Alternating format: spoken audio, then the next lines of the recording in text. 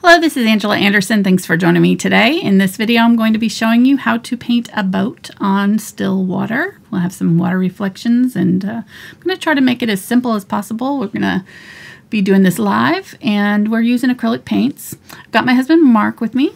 Hey there, everybody. He's going to be man in chat, so if you've got any questions during the live show, you can ask those, and I'll try to answer them. So let's get started.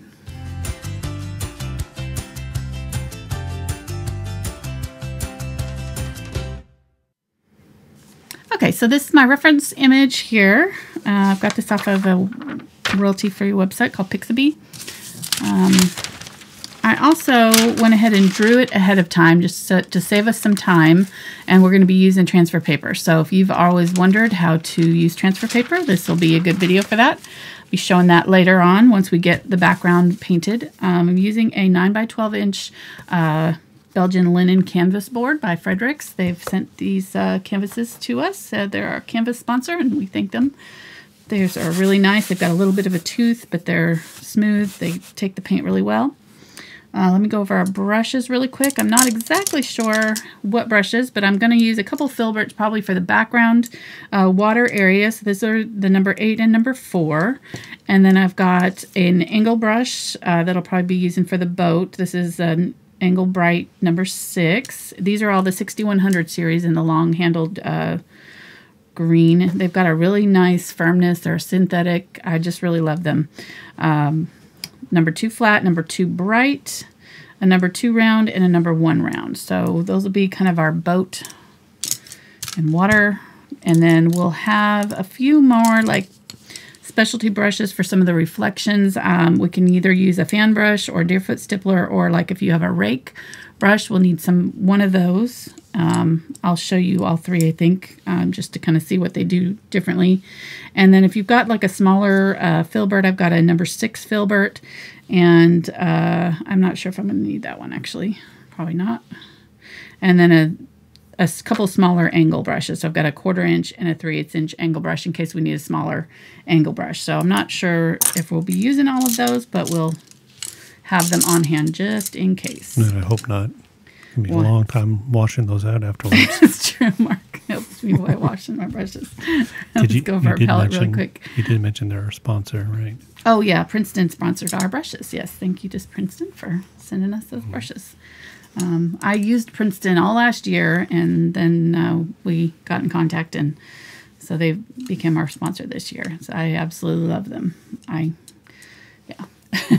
So not just their sponsor, not just using them because they're sponsoring us, but I really love their brushes.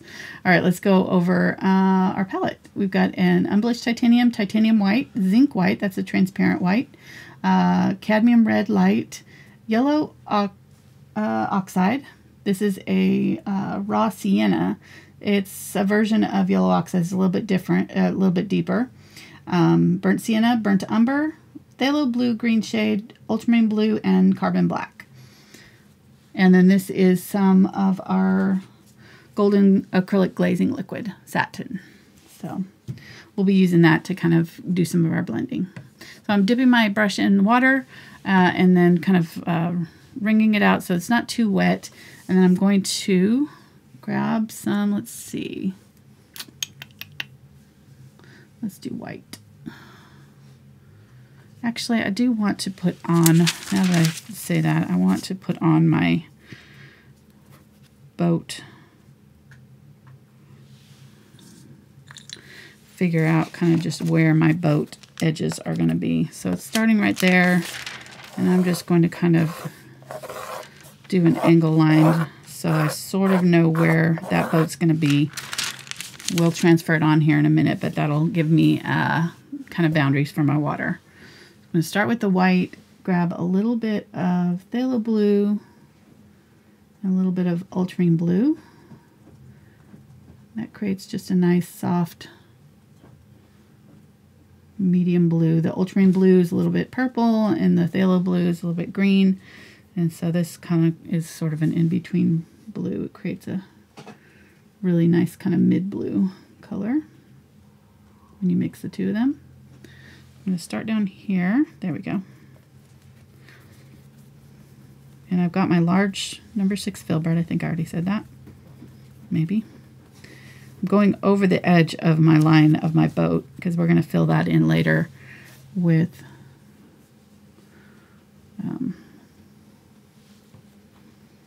brown, and then we'll dry it all and transfer on our details before we paint those in.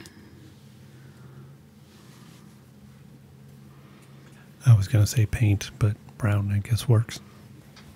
What? You were going to say paint? Yeah. Paint it in with paint? Yeah, and I kind of noticed there in the introduction, you kind of hesitated when you said, my husband, Mark. Like, did I? yeah, just a little bit. Was it kind of like couldn't remember your name? Yeah. A little bit? I mean, I realize we're newlyweds. After 30 years? Yeah. What's that guy's name over there in the corner? Mark. Yeah. I was just trying to think of what I was going to say next, I'm sure. There's no telling. I've got a million things running through my head when I'm doing these videos. It's crazy. All the things I'm trying to remember to say and do. So I'm glad I have you over there in my corner, keeping me honest. I noticed the other day I was painting something and I watched the replay. I think it was the daisy, the pink daisy, and I was calling it something. I think I was calling the petals daisies, or calling the daisy petals or something. I don't know. I was saying the wrong thing through like the whole first part of the thing. I hate when I do that. Well, you can tell I was paying attention, so I could correct Right, you. yeah, you corrected it right away. Yeah. Yeah. Yeah. Whatever I can do to help. All right, so by the time I get to the top of the boat here, I want it to be almost white. So I'm just going to keep adding white. If you noticed, I added a little bit of burnt umber to my blue because I felt like it was just too bright. So I graded out a little bit, and I liked it a lot better. So add a little touch of burnt umber when you're doing this to your water. And I'm just going to keep, and I'm kind of, if you notice, I'm putting it on side to side so that if I have any kind of streaks or anything, they're just going to kind of go with the flow of the water. They're going to look like they're intentional. So we're just going to put it on side to side like this. And actually I'm going to go a little bit darker than the white because I'm going to come back in with some white highlights, or close to white, not quite pure white, but we're going to add some more reflections on this water. So we're going to want just to be a little, like a shade darker than what we want to end up with. All right, so I'm going to go up to about right there, around about the top of the boat, and we'll go over to the other side and do that side. So I'm going to pick up some of that dark color again. And this other side is actually a little bit darker, so I'm going to add a little bit of my Ultramarine Blue here and go a little bit deeper on this side for some reason. The photograph was darker over here. And then add, oh, my dog's choking over there in the background. Can you hear him on the camera? I think he gets that from me. I do that too. It's like clearing my throat. Yep. Poor guy. He's blind. He's got diabetes and he's got congestive heart failure. So he's just he's a mess. Scooter. But we love him. I do, at least. Mark, maybe. This is neutral. He's lucky that I love you. So that's all I'm saying. That's all I'm going to say about that.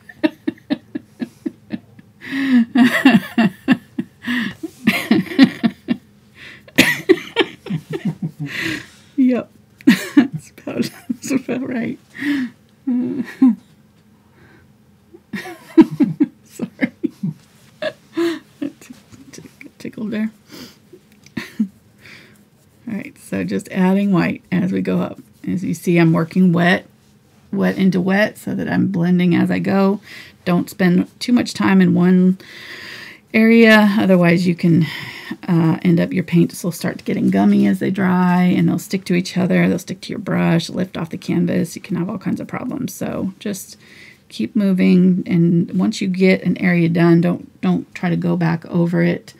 Once it starts to dry, just let it dry completely, and there's always gonna, you can always go back in and add more paint over the top of your layers. So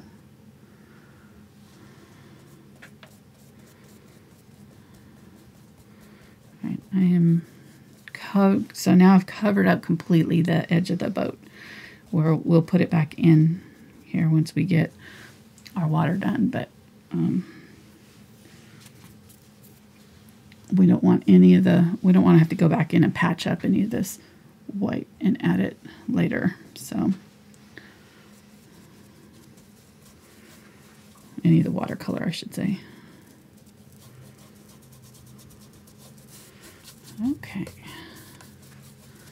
Now up in here, we're going to have, if you notice on our picture, there's all these kind of reflections of the trees, and they're sort of wavy. So what I thought we would do is try to work with the fan brush or rake brush or Deerfoot Stippler, and we'll work those in, and then we'll go back in and put our final layers of the black on top. So I'm going to get out some fluid acrylics, because it's usually easier to blend with fluid acrylics, or to do the rake brush with fluid acrylics.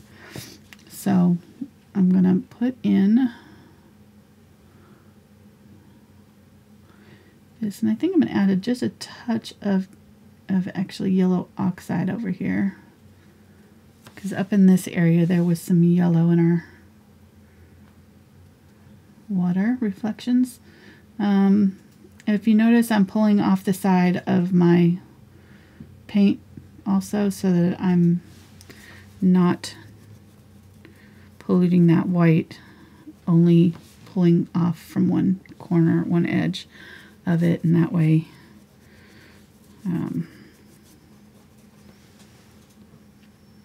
it stays clean. Okay, so just kind of blending through here, blending some of that. I might switch to a smaller brush now, so I'm going to use my number 4 Filbert.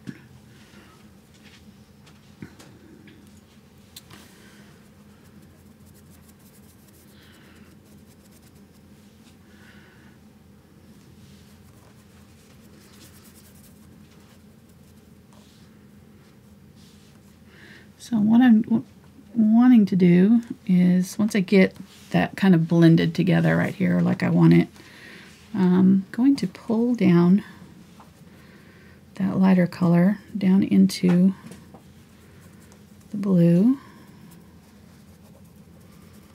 We'll see if this works. I haven't tested this, so it could go really wrong. We'll see. In theory, it should work, but we're just going to see how it goes. Wish me luck. So I'm going to use get on in there. The rake brush here. I'm going to go on top of this wet paint. And I'm going to angle this so I can have a better angle. And I'm going to keep the brush. There's not a whole lot of paint on here, if you can see. And it's fluid, so it should just kind of skim. There we go. It's working. It should kind of skim. There. Oh, yay, it worked. Praise Jesus. So I'm going to try to mimic and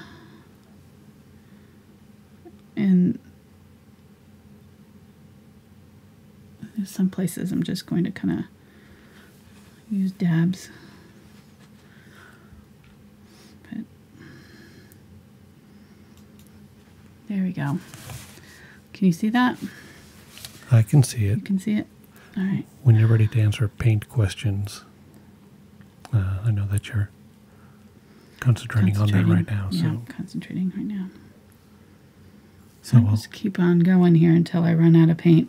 I'm trying not to get it too matchy-matchy, so I may kind of do it on its side too. That's working good. So it changes the angle a little bit so that it's not exactly the same as I do it all the way across here. I'm just going to do it, and it comes down almost to the boat, so I'm going to go ahead and bring some of these down, trying to keep them vertical so they're all going equally. Let's try it with the fan brush and see if it works as well with the fan brush. There's a kind of a thick area right here, so oh, yep, it's working just fine with the fan brush too.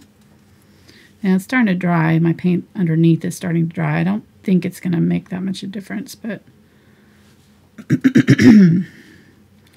having the black paint fluid is really what's key, because it will make it flow off our brush better when we're doing these effects. Okay. I'm going to go back to using the rake, and then in theory the Deerfoot Stippler should be able to get similar. It'll be a little closer together, but it's also a kind of a stiff bristled brush, so any of those three, or even if you have a stiff bristled like hog bristle brush of some sort, you should be able to use that too. Okay, what's your question, hon? Okay, first, so all those brushes you've used so far are Princeton brushes? Yes, they're all Princeton. Okay, now I'm going to see if I can find the paint questions again. Okay. Okay, to gray out the blue. Yes. What's better to use, burnt umber or raw umber? Burnt umber has more of a reddish tone than raw umber. Raw umber is more of a gray brown, so either one would work fine, really. If you don't have burnt umber, you could use raw umber. But burnt umber is my favorite brown. I just like that it's a little bit warmer. You can always make it closer to a raw umber by adding black. Okay. So if you were to get one or the other, which would you get? I would get burnt umber for Okay. sure. Yeah. That's what I use a lot. I just like it. I prefer it. I think it's just warmer and prettier brown myself. So.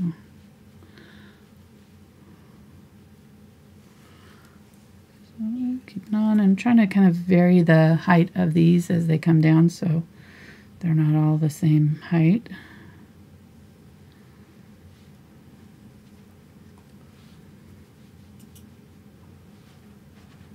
And if people are interested in purchasing the brushes, they can go over to the Brush Guys. Yes, I've got a list on there. Yeah, there's a link down below the video. You can click Show More, and it'll show all the paints that she's using. There's a link to the Amazon store to buy a bunch of artsy stuff. Mm-hmm. And the Brush Guys 5% off with Angela Fine Art code. Mm-hmm. Man, I've remembered now. Yeah. It's only like been what? About 6 months, 8 months, something like that. Yeah.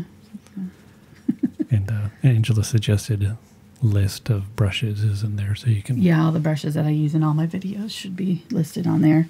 There's a lot of brushes. You don't need all of them right off the bat. But you might. You might. You never know. I want that. Exactly. That's how I get in when I'm... All right, so I am going to use this number 1 round here on the Princeton Select. It's a little bit smaller, and I'm going to add some thicker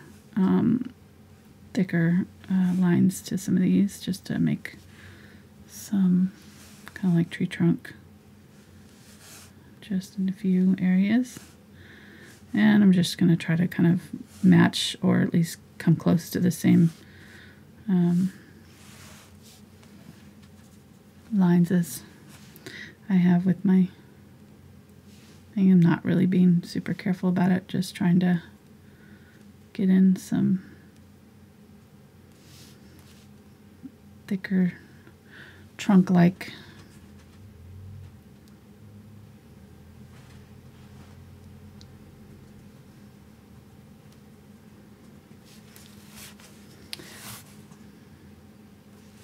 lines there.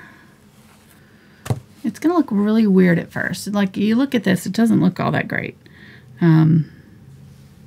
You could probably like turn it upside down, and it should look sort of like trees. Wow. You know, it should sort of look like trees if you did it right. So Man. that's sort of the idea. And we're done. So we could... It's one of those paintings that play with your mind. Right. Yep. Yeah, now we're done. Yep. What kind of sorcery is this? So you see what we're going for. We're kind of trying to get the reflection of these trees like that. So it may help to do it upside down, just so that you know sort of where you're aiming for in your wiggles and stuff. I wonder if you can use that in other parts of life. Turn it upside down. Yeah. I don't know. Like what? Well, I don't know. That's why I said I'm wondering. Okay. You just keep that to yourself there.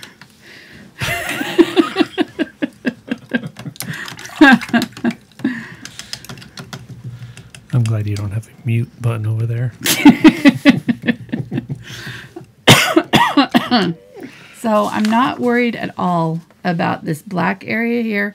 What I'm wanting to do is go right up to the solid black line. So I want to make sure that all of my lines are well in this area, because I've got some all the way down to below the boat, right here, and in these little pockets, and then up in here it's solid.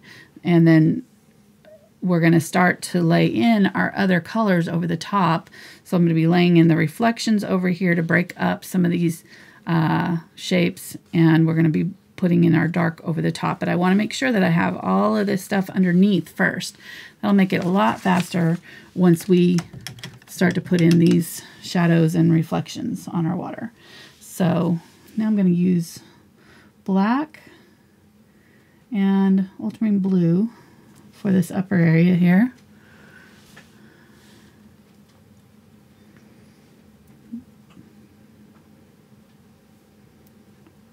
And that's actually a color called Payne's Gray. So if you have Payne's Gray, you could use that instead. But it's just a mixture of ultramarine blue and black.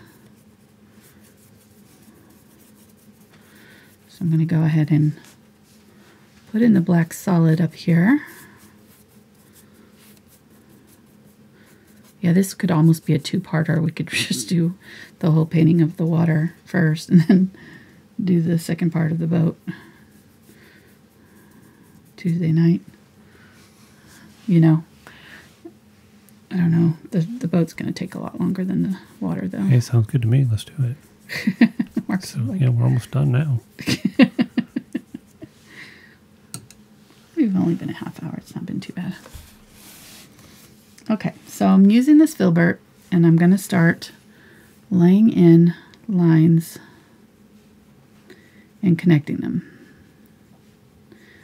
And I'm using it sideways. It's going to give me these really nice rounded edges using the Filbert. That's what I'm looking for. And I'm just going to start stacking these lines. I'm kind of just setting my brush down and pulling it very gently to the side. Really not worried too much about it being exactly like the painting. But what I am going to want to do is, or exactly like the drawing, or the photograph. I can't use my words today. Sorry. I'm getting into it. You can tell I get into it when I start losing my words.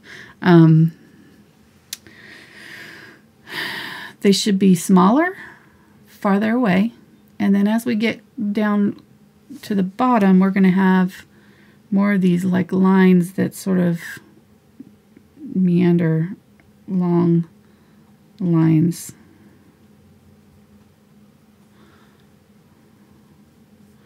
So I'm going to do one like that and then kind of connect.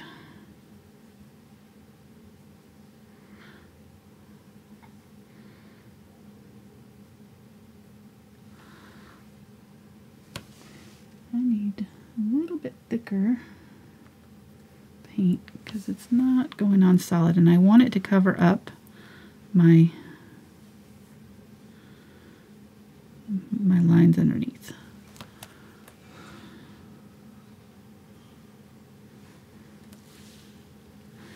Dipping in a little bit of water here.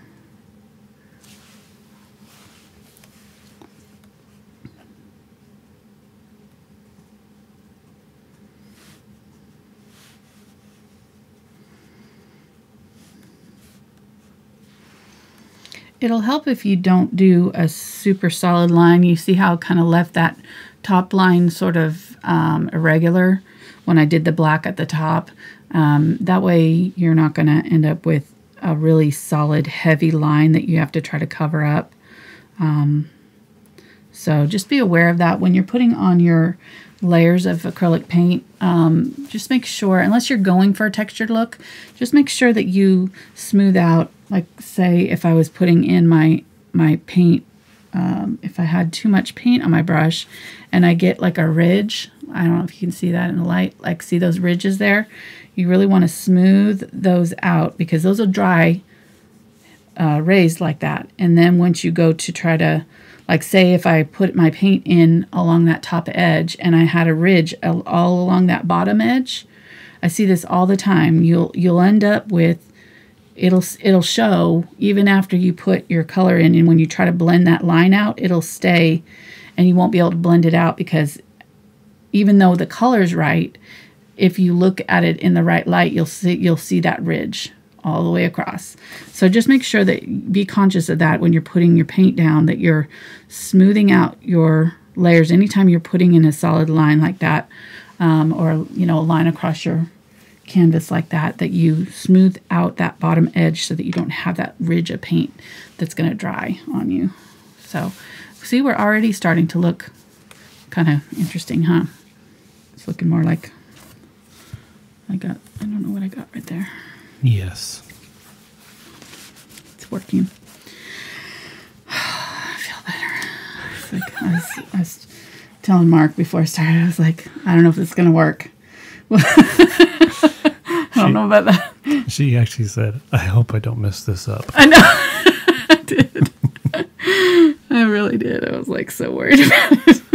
And I'm sitting over here like, God, if you can't do it, I know I can't step in and help, so we're in trouble. Oh, gosh.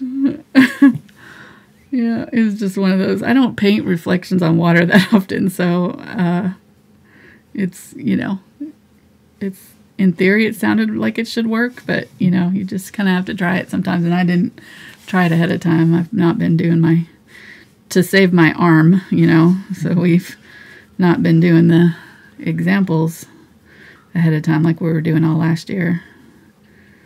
Last year I was painting probably 5 paintings a week, and it just was too much for my arm, so I've had to cut back this year. It makes it's a lot easier on my arm, but sure makes it more exciting on Saturdays and during the live shows, because sometimes I don't know exactly how it's going to go. It's an adventure. Yeah, It's like singing a song for the first time without the lyrics, or something. You're just like, yeah, like you said, I don't think we said it on air before, but when you first started doing this, it was all recorded. Right. And there was a lot of time spent thinking about it and editing. Yeah, you could stop making it perfect. Right. And all that stuff. And the thought of doing this just live and it being what it is, scared the bejeebers out of you. And now here we are just like, whatever. I know. I'm just adding my colors just before we go on air. Yeah. I think that'll work. You have definitely grown a lot in the last couple of years. Yeah. Well, my friend Margaret, she was actually one of the ones that really encouraged me a lot when I was kind of going through that process of just trying to figure out, and because I'm a planner, my personality is very much want everything all planned out and all decided well before I try something new, And so I was planning myself to death with these paintings and just kind of making myself so stressed out. And, she was just like, you've put in the work already. You know, the knowledge, you know, you have the, I don't know. Anyhow, she basically was just like, just your half effort will still be okay. Like, it's still good. Gonna be good enough. I don't know. I can't remember exactly how she put it, but it was just like, you don't have to plan it all the way through for it to turn out okay, you know. And you instinctively know what to do. Right. So you don't just have to plan it all the way trust through. the experience that you've got, you know, Right. You have the vision and you know how to bring it to fruition. So, well, or at least I know how to fix my mistakes maybe once it happens, hopefully. And nobody knows any different. Right. I don't know.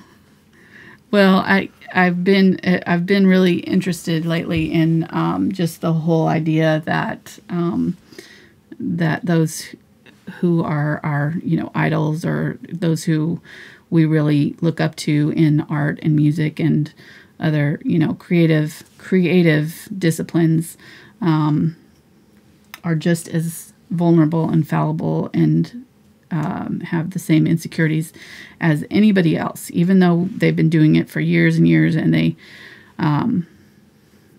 you know, should have that, you know, complete confidence in their abilities. They still have the same issues as anybody else, and that is encouraging to me, because sometimes I feel like I'm so insecure about my art, you know, all the time. I'm constantly questioning it, and but I think that's normal. That's a normal part of the process. And I think the minute that you think, I know everything about this and I can do it and no problems, that's when you start to mess up, or that's when that's when you just kind of start to phone it in, and it's not as vibrant and interesting anymore. It's just a job, you know.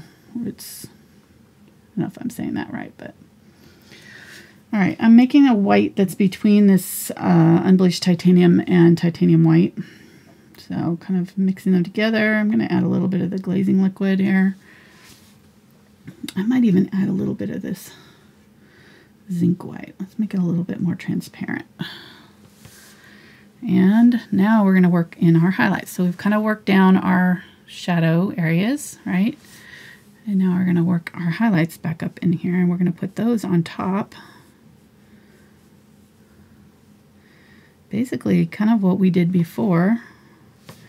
No, I need them to be solid. I don't want the transparent right now,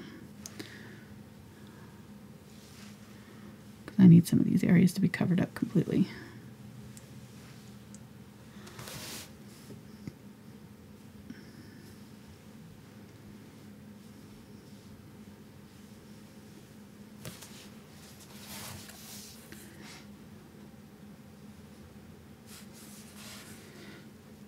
So yeah, we talked about it when we did the Monet painting, because that was really encouraging to me to see that he was so insecure about his own art. You know, you would think that Monet, I mean, come on, it's Monet, you know, hello. But he had the same, you know, he was like, no, my art's bad. It's terrible. I'm not going to send it to you. You know, you're just like, what the heck? How could he have ever thought it, you know? But, you know, he... Well, I didn't want to say what people say in chat for real. I didn't want to discourage you, but no. What they're saying about this? Yeah. In chat? Okay. Yeah, I don't want to know. It's okay. All right, so I'm making a light blue here. I'm going to do over here with the light blue.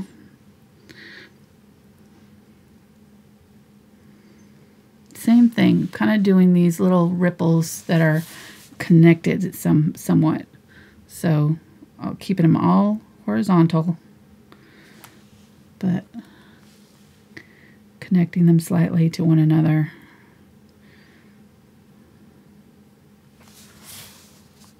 Oh, it's good. It's working.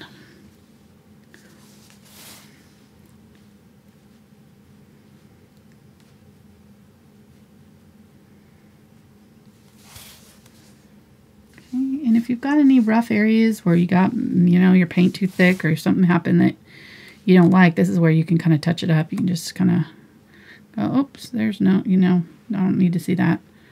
So you can kind of fix it at this point. If you got a little too heavy-handed with your reflections at the first bit, you know. And then I'm just going to leave just little pockets of this down here.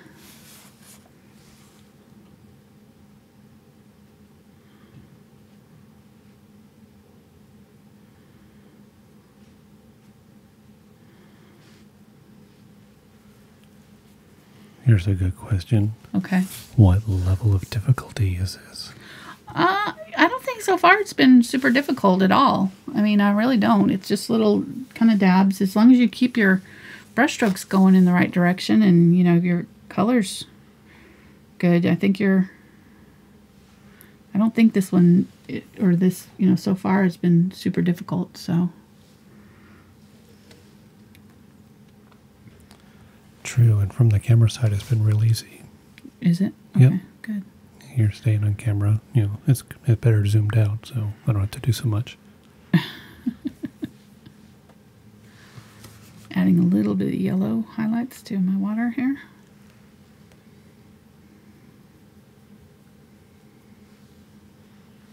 And now I'm going to add the glazing liquid in this area down here. I can use that Zinc White. Oh.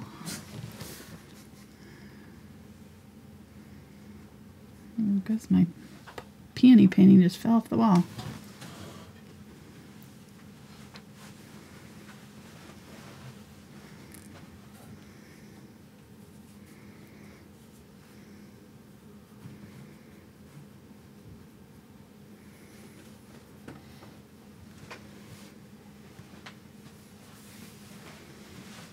Grabbing some brighter white here. I'm going to add it in on top while it's wet. Again, keep it horizontal. Keep these kind of sinuous, like S-stroke lines. I'm just kind of dragging my brush on the canvas so I can create these long, thin, wavy lines. Try not to angle it. And don't get your... Take your time going down the canvas. You know, don't do brush strokes in this direction. You're heading this direction, but don't pull your brush in this direction. Just let it drag slowly down. Always keeping it this way to the canvas, side to side, and moving it side to side slowly so that you get that. I'm going to grab a little bit of the burnt umber. So this is my original color that's down here. I'm just going to go a little bit lighter with it. Maybe a little bit more blue. Go. Yep, there we go. So Valerie wants me to tell you that that she thinks that this is beautiful and that you're a true inspiration to all of us. What? Thank you, Valerie. That's so sweet. I love doing it. I'm just glad that anybody cares. Anybody watches. I know. Yep. It'd be really awkward to be doing this by myself with Mark here and talking to nobody.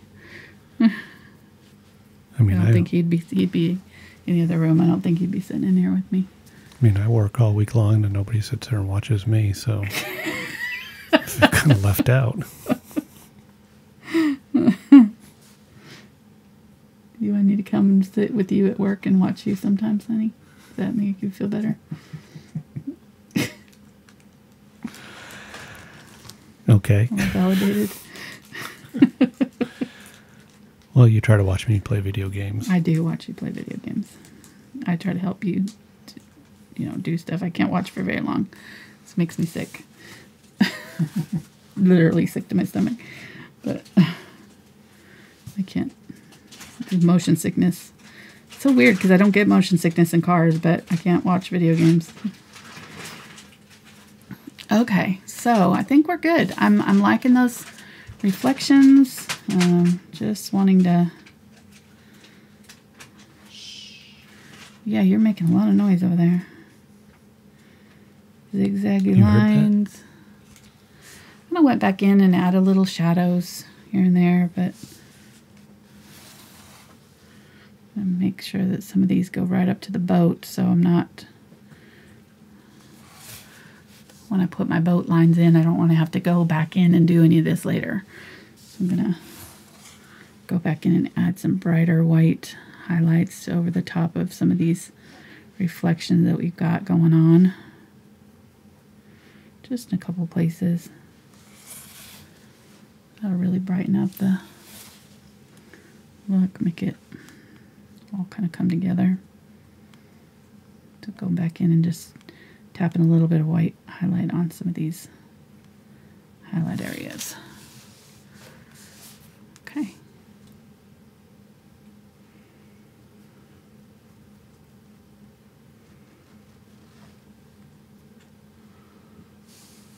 There we go. Done. Thank you for... All right, so now I just need to figure out, I probably need you to dry that real quick for me if you would, hon.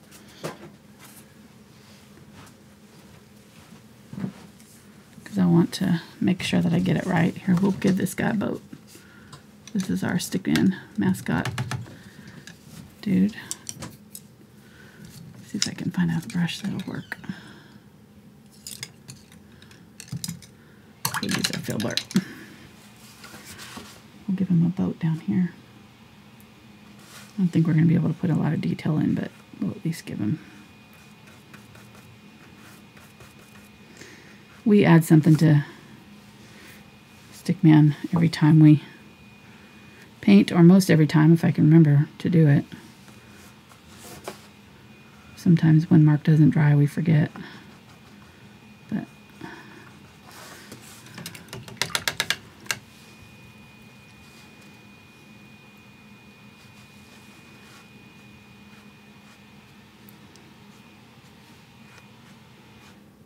there we go. We'll give him...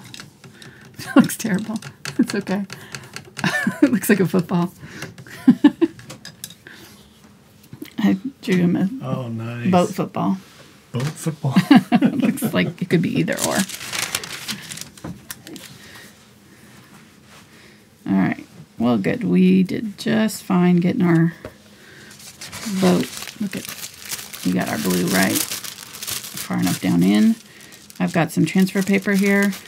There's a shiny side, kind of waxy side, and a flat side. That's the side that faces up, the waxy side down.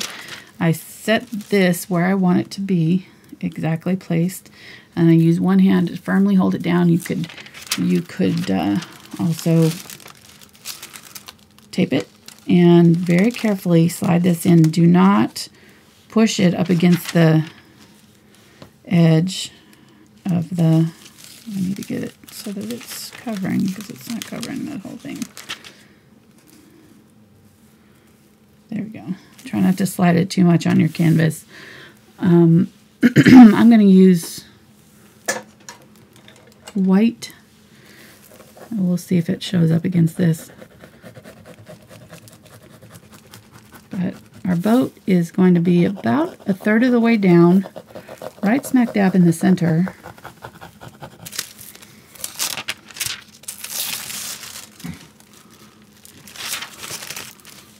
Need to see where it starts.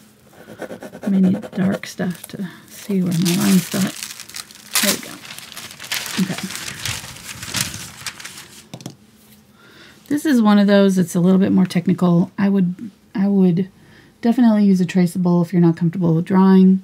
When I do it, I usually will fold it over just to make sure that I get my lines exactly even on either side, and that way you know your drawing is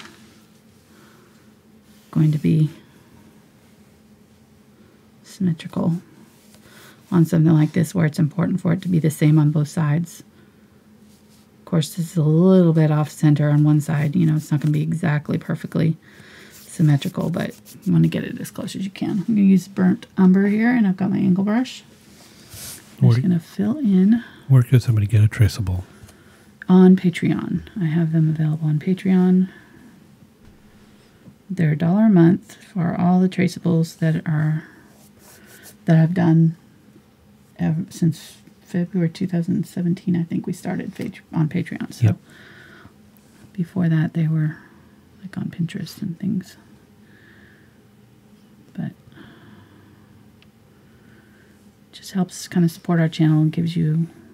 I wasn't doing them for every painting before, but I do now. I do every painting, and what I do is I use the actual painting from unless I do it like this where I trace it ahead of time, or draw it ahead of time. I'll use the actual painting after the show, and I trace it and then take a photograph. So you're having the exact measurements, the same exact as what I did on the show. It'll be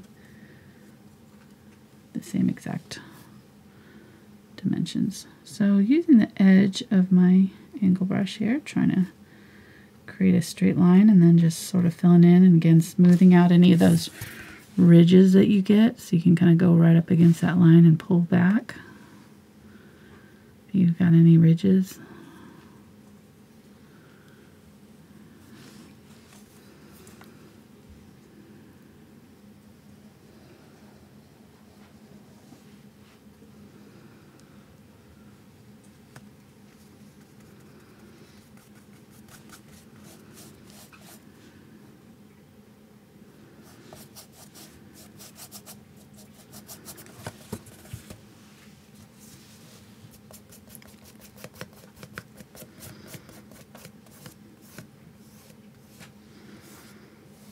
And a super big thank you to all the Patreon supporters. Yes.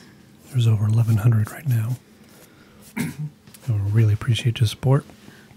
It makes it able for us to be able to pay the bills. Pay the bills, exactly. Pay the bills. Get the new camera, new microphone. Yeah, last year was cameras and microphones and video cards, so we could have multiple cameras. Mm-hmm. This year we're looking at new camera and microphone stands. Maybe a new computer eventually by the end of the year, a new website. All kinds of stuff. We're investing that money in back in. Trying to give you guys the better quality, the best quality we can. Okay, I'm going to have you dry this again, hon. What? A little more time. I'm going to tell the union. It's like double time. It is.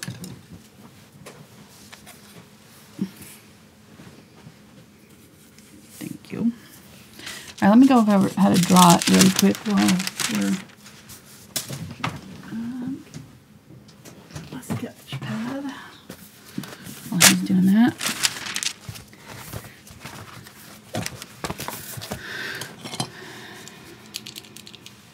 So the basic drawing is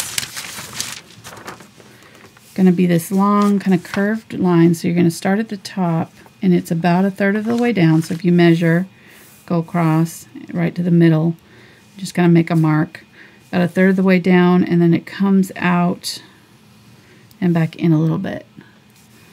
And just try to get those even. Comes to a good point here. Out and back in. And like I said, if you want to make sure that these are even, you can fold your paper right off the bat and make sure that you've got a good split right down the middle. Or you can even measure it, make sure that you're kind of measured correctly, you know, that it's the same distance or whatever. But then the top part is going to be cut off a little bit. There's a little angle. It goes all the way to the edge.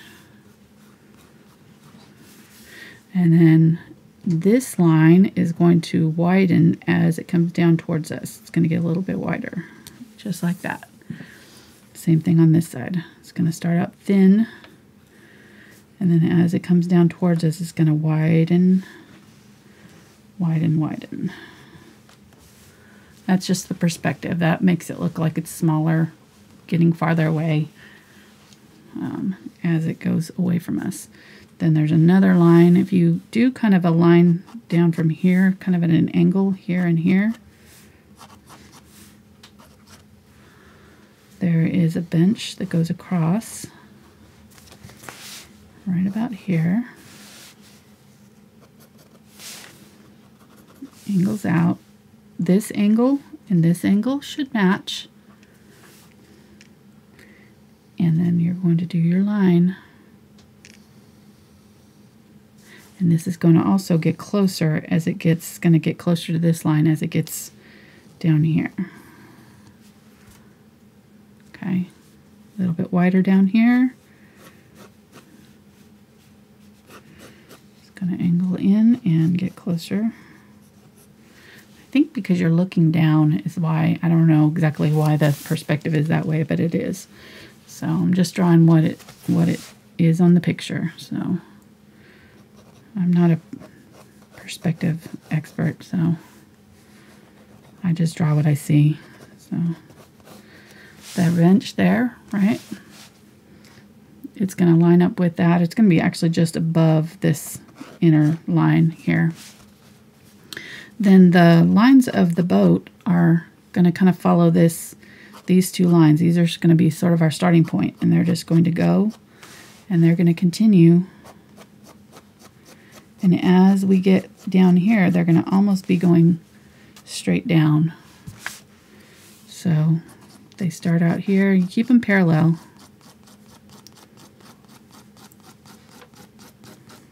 And as they get down here, they're going to be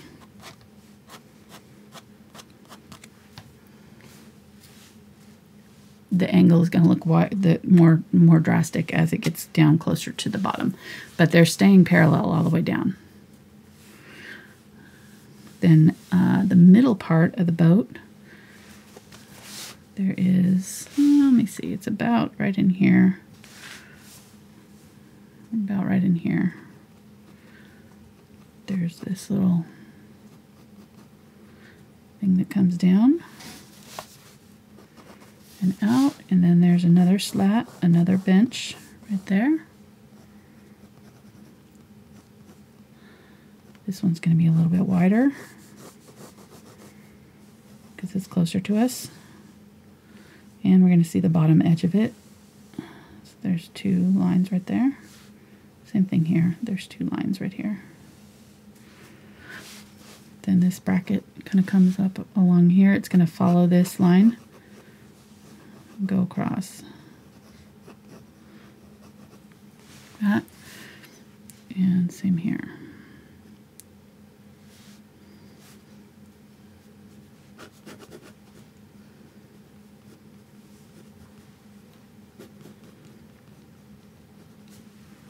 That and that. Then close down here, pretty close to the bottom, there's our final bench. It's wider still, so thin, wider, widest, all the way across. It's going to sit on top of that railing thing that we had. Really, these are going to be two lines coming down because it's kind of a thicker rail thing.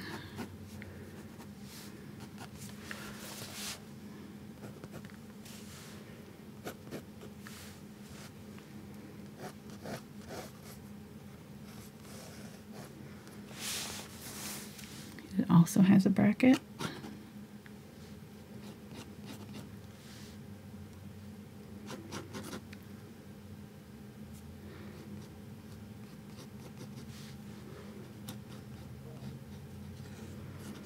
There.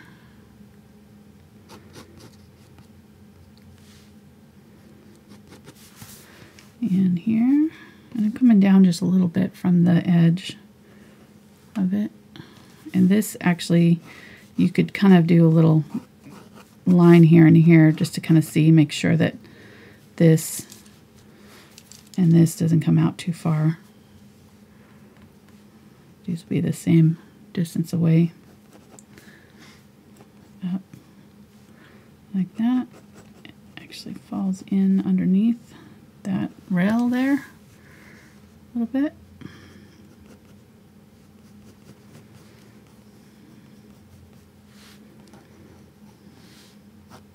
And then you would erase all these lines after you get this drawn.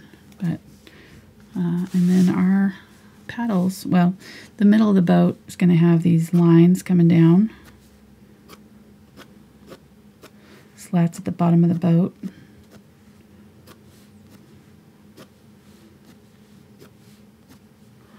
Like that. And then there's another kind of midline that sort of goes like this, and then this curves up to here. So all these lines that were coming down like this curve in towards the center from there. So you're going to see these lines curve right in here. This area is just dark. You're not even really seeing what this is, and this is going to be curving in. This area is also very dark, so you're really not seeing all of this. And then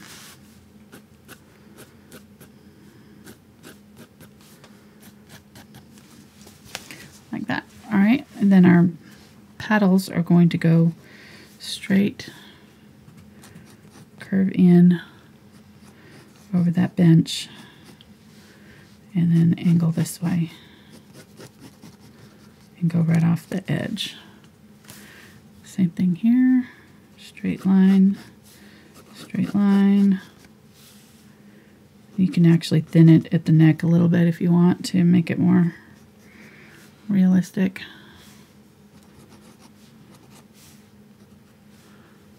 This one's a little bit shorter.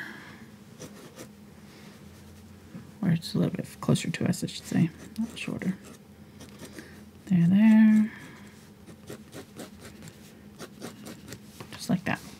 All right, so that's how we draw our boat in 12 easy steps right now.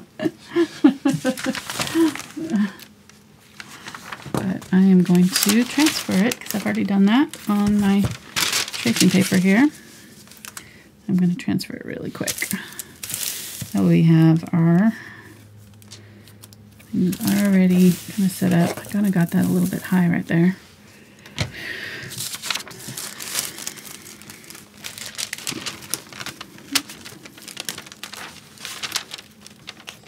Holding it really firmly with one hand there, making sure I lay that out, spread it flat.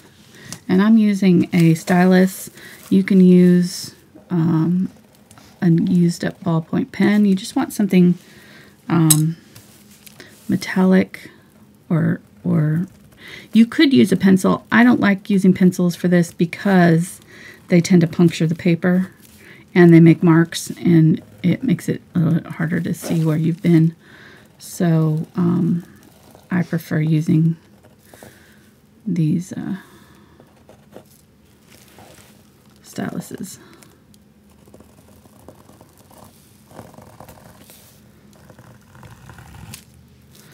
And I'm just going to go over my lines here and make sure that I get all my basic details in.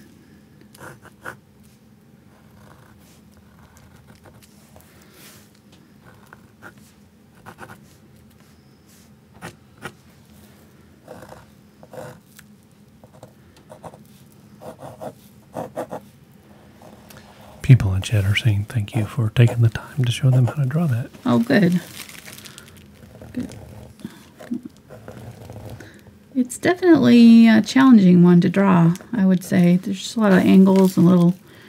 that would probably be the hardest part of this project, I would say, is just the drawing. Hopefully the painting part won't be too bad. I think we're going to be using, I'm going to be using the ruler to keep our lines straight and keep us in the boundaries and stuff, so it'll be a little bit easier that way.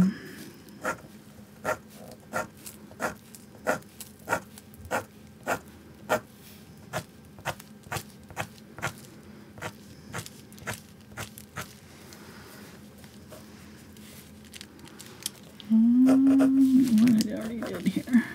Don't think I did yet. Yeah, the hardest part for me to tracing is remembering what the heck I already traced over. Yeah. Yeah, exactly.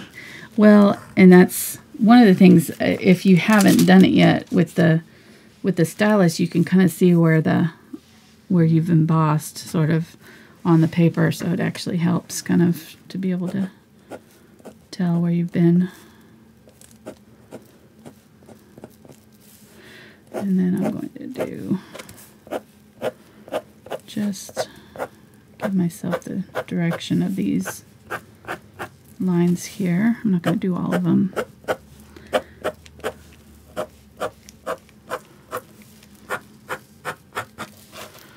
So a cotton swab wouldn't work here for tracing, huh? What? Is that a cotton swab wouldn't work here for tracing? I don't think so. Don't think so, hon. Okay. Sorry.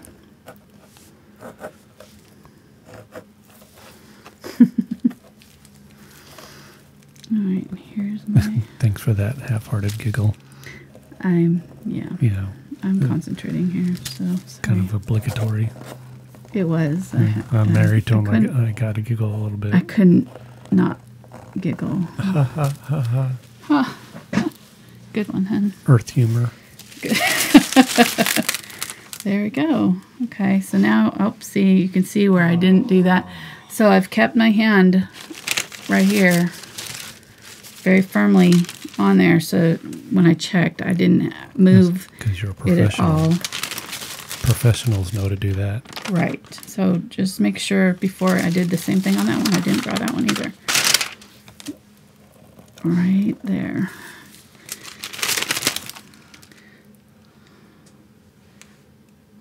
Oh, I didn't do this side of the bench. But I missed a lot of stuff.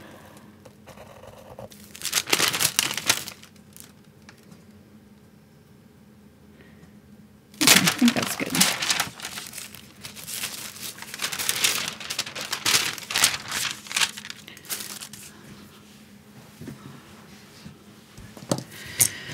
Alright, so now I'm going to switch to a smaller brush. I'm going to use the, let's see, we'll use the number 1 round in the 6100.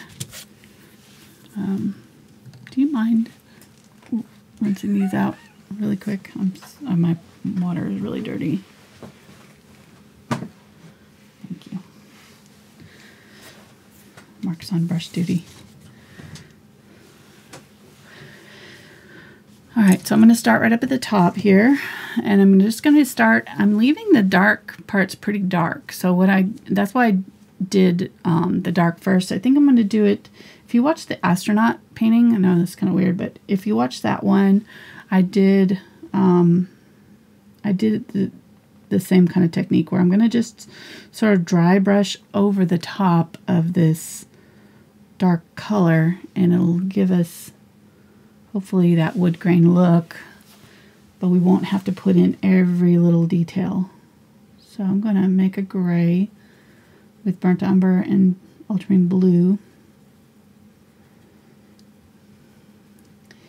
This will be picking up the reflections of the water with that ultramarine blue that we had in there, the burnt umber from the boat, and then we're going to use the unbleached titanium to soften it up. So I'm going to start right at the top here, and I'm going to start pulling down, and I'm going to leave a little space in between my slats.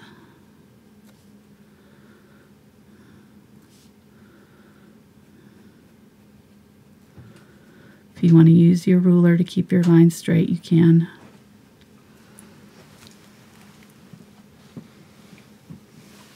Thank you, hon. And go ahead and go down farther than you think you need to, so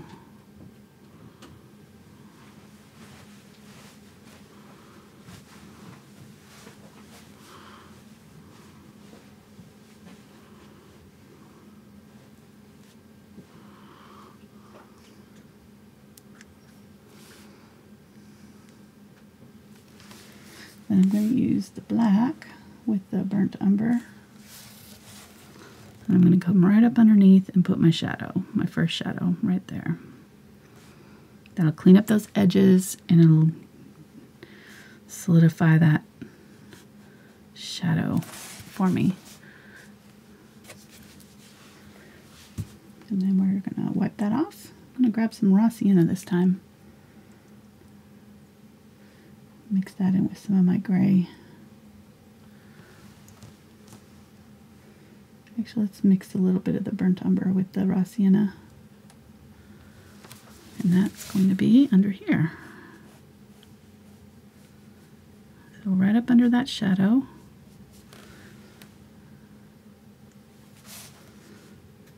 Lay in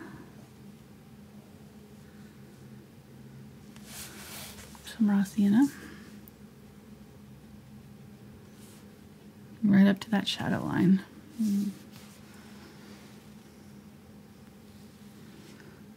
Do some lines here and here, kind of diagonal. I'm going to try not to get bogged down in these details. There's so many details in this boat. You could just spend all day putting in every little line and detail. So I'm going to try to just pick the most important ones and put those in and kind of ignore the rest. So I'm going to grab some unbleached titanium here with that gray. That's the same color that we used up here. And I'm going to do it along that top edge.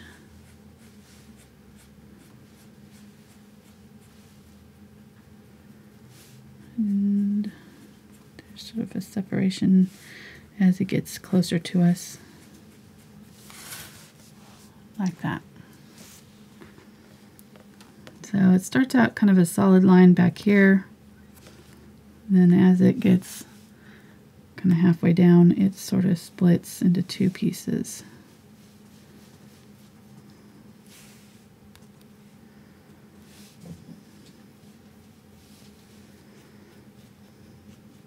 Dry brushing, not pressing down too hard so that it's kind of catching the texture. It's not really solidly filling it in necessarily. I'm going to grab that dark color. I'm going to go in between. And just kind of clean it up in the middle.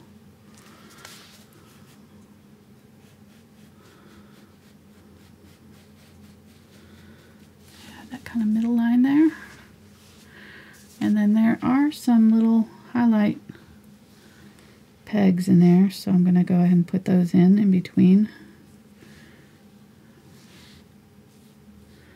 There's some little, I don't know, slats or something sticking up there, so I'm just going to kind of tap those in really lightly in that dark area. Not going all the way up, just part of the way up.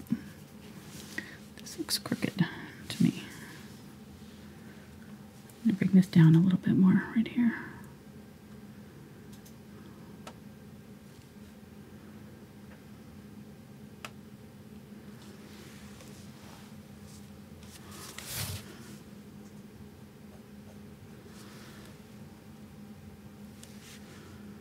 This line is kind of curved. I didn't do it curved enough.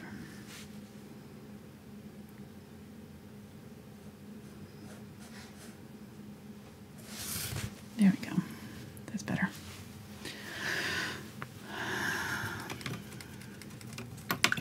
I'm going to clean that out. This brush is working pretty good, so I'm going to go ahead and keep on using it. I'm going to grab that raw sienna. Mix a little bit of this gray with it. A little bit of the unbleached titanium to lighten it up.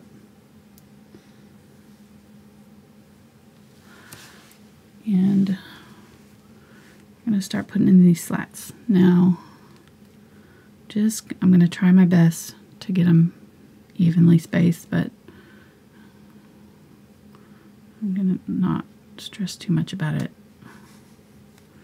Hopefully, trying not to. As long as I've got this angle right, I can just use the width of the brush as my base and try to kind of keep these spaces in between about the same distance. And then we should be able to do this fairly easily. Like that.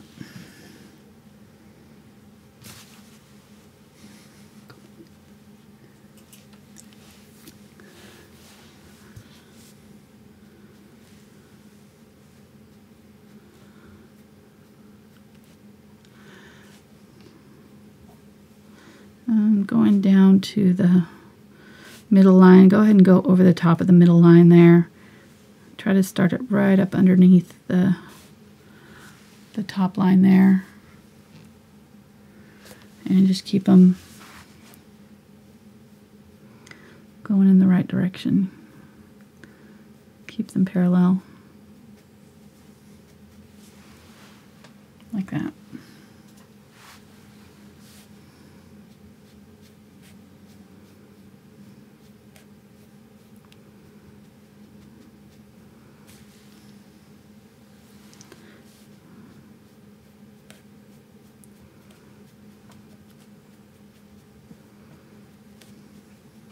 So I want to go past where I want them to end. That way I don't have these little weird rounded ends, because we want them to look like they're disappearing down into this crossbar. So if we ended before it, it would look like they're disconnected. So don't want that.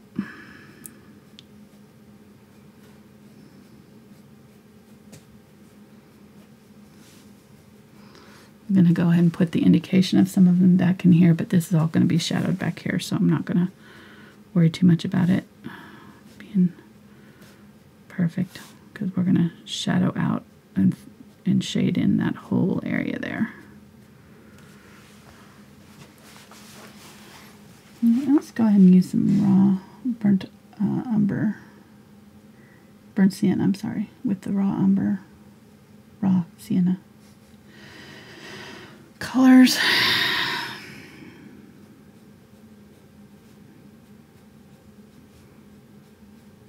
Very little paint on my brush, just kind of skimming.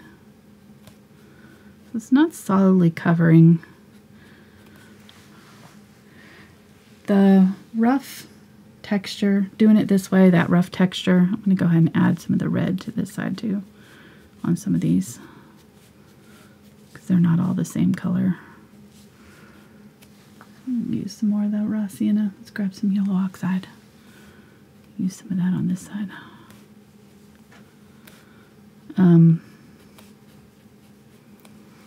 I can't remember what I was going to say. I was saying something important, I guess. Not that important, obviously.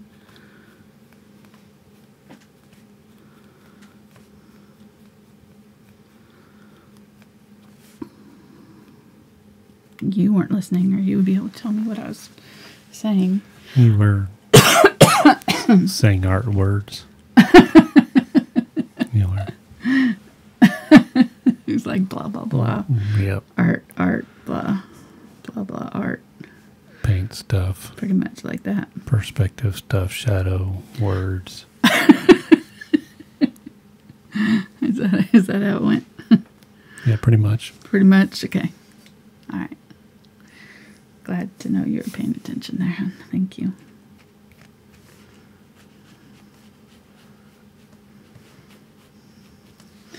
I might have to go a little bit lighter just so it shows up a little bit.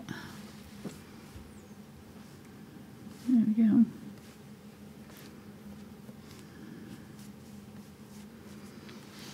Okay, so we got our first sets of slats down. Let's go ahead and keep on going and do the middle ones too. These are going to be a little bit darker. Add a little bit of that blue to it. I feel like they're a little bit blue. So now is where I'm going to have to kind of continue this line. I'm going to find my previous line here and just continue to curve it in. I did it in two sections just because it's going to be easier to... There's going to be a separation right here, so it's a natural place to break and change the direction of your brush stroke. Because if we tried to do it all the way down, chances are we'd get our angles wrong eventually. So just doing it this way.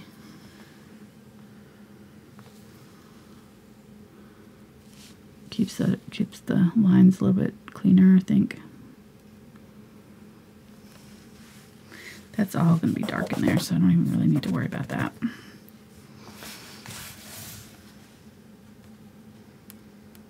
Got some burnt umber.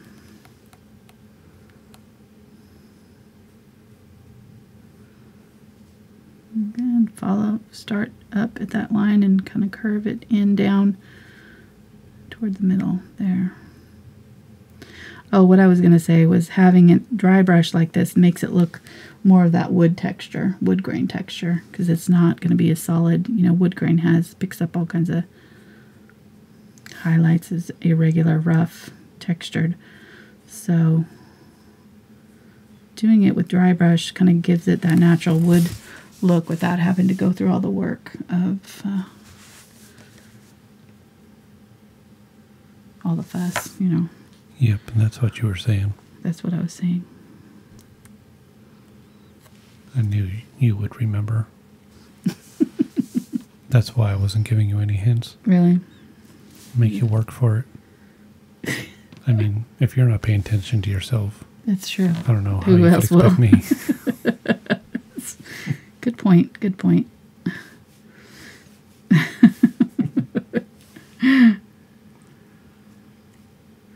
All right. There's lines going through. I could probably have just continue these lines straight through my, in fact, I think I will, straight through the brush.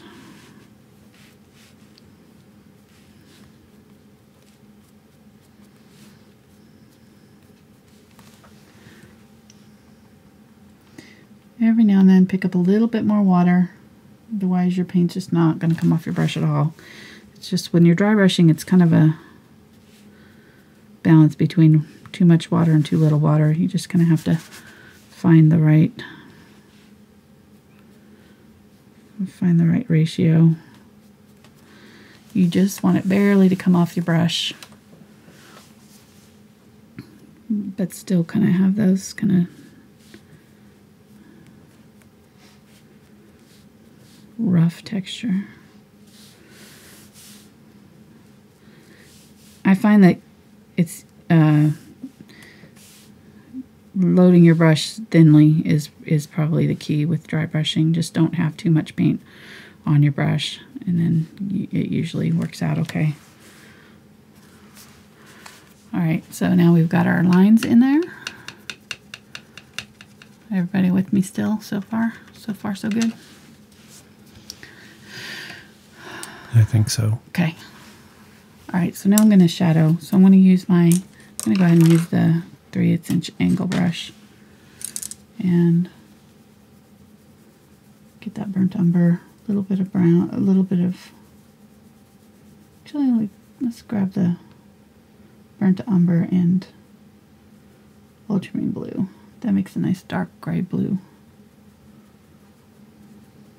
almost black. And I'm going to shadow right up under. I've loaded it mostly on the tip. I'm going to shadow right up underneath, right on top. And if you have too much of a line here, you can use a little bit of a damp cloth or your finger to just kind of wipe it off so that it kind of blends in. But you just want that dark. You can also kind of dip into the water and then use the back end of a paper towel to kind of pull off some of the color off the back end of your angle brush. And I'm going to go on this side, pick up that color just on the tip.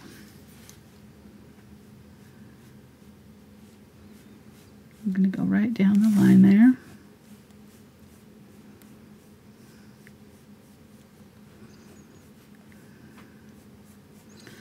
I'm going to go over the top. There's another little section there that we need to paint in, but I haven't put it in yet. Just going to go right over it. See that? Now it's shadowed. And let's use this color in our darkest areas. So I'm going to mix up a little bit more burnt umber and ultramarine blue. Go right up underneath this that shelf there that we've got and pull down and shadow this whole area in here right down to the bench. And where these two, where it starts to blend out here, I'm just wanting to let it sort of bleed out so that it gets brighter as we get farther away. So I start in the middle, and then as the paint's gone out of my brush, it eventually, I'll still have a little bit in there, but I can just kind of pull it out, and it'll just barely dust these outside edges here. So I don't have to clean it off or anything. But if you started here and blended in, then you're going to have a solid line right here. So you want to start your darkest color in the center and then kind of work your way out to where you want it to blend out. All right, let's do some more of this color. We had a question asking if glazing liquid would work just as well. Yep. You could use glazing liquid.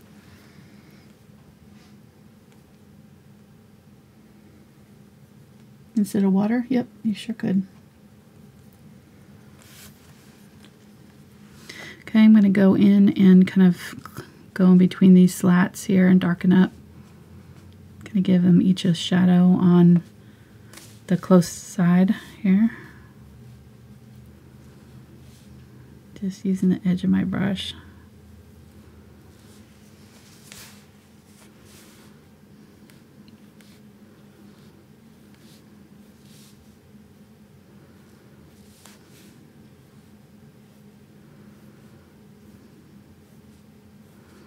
Then I'll pop those out even more. See the difference. So just going in between.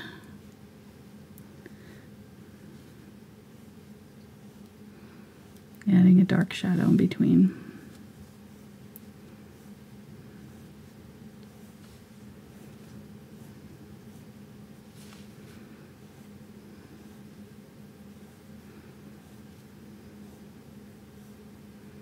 This is that same blue-gray that we used just a minute ago.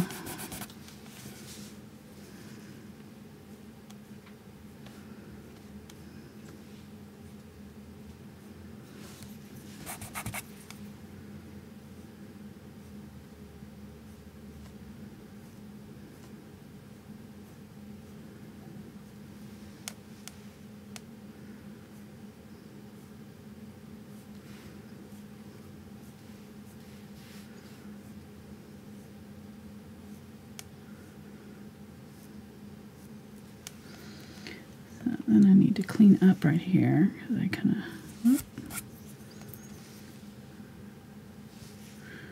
went over my line right there.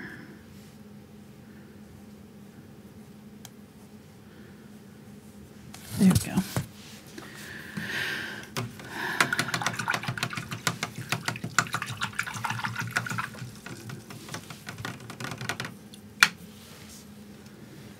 Okay, and then this gray blue.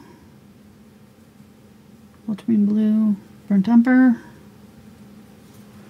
Gonna fill in right in here, really dark. This whole area.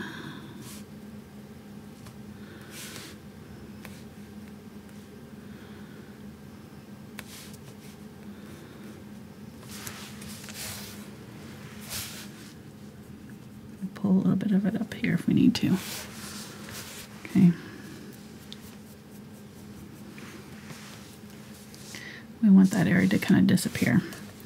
And then I'm going to thin it out again. Here I'll grab some glazing liquid and do it with the glazing liquid this time. And I'm going to go over from this center slat and pull it upward. And shadow. And you need to go a little bit lighter than you think you need when you do the first slats. And that way we can do all this shadowing and things.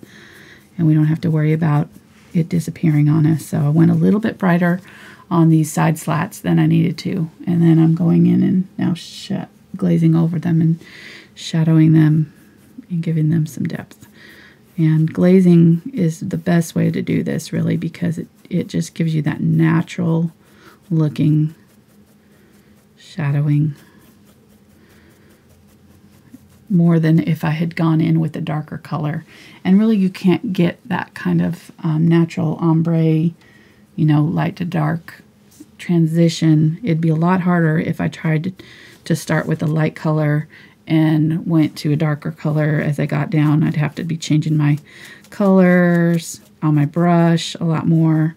And this way I can just do it all in one fell swoop. I've got the color on there, and I can control the dark areas much easier after the fact. All right, so now we've got our shadowed on our bottom of the boat. So looking pretty good. So let's put in this inside rail. There's some, I'm going to grab some of this raw sienna. I might grab a little bit of the burnt sienna too. And it goes from here. It's just underneath, and I'm going to try not to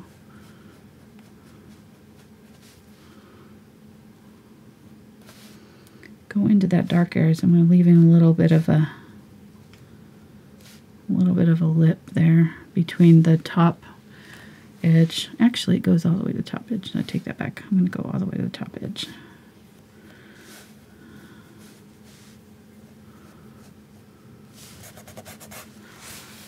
There we go.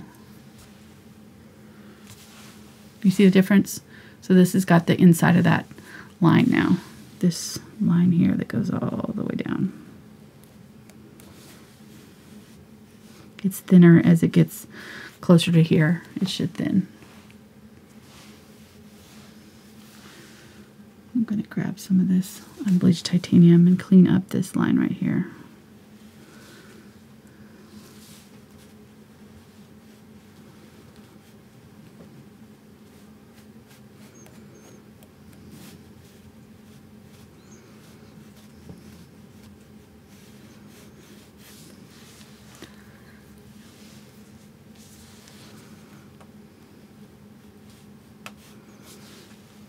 Grab some of that blue. I'm going to go in the dark area. Actually, let's grab the black. Go in that dark area there.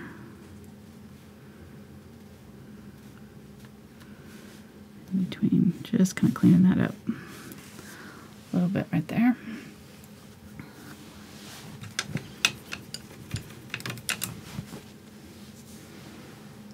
Okay, let's use this color on the inside right here. So it's just a little bit darker than the top rail color, but it's definitely lighter than the color that we have under our slats here.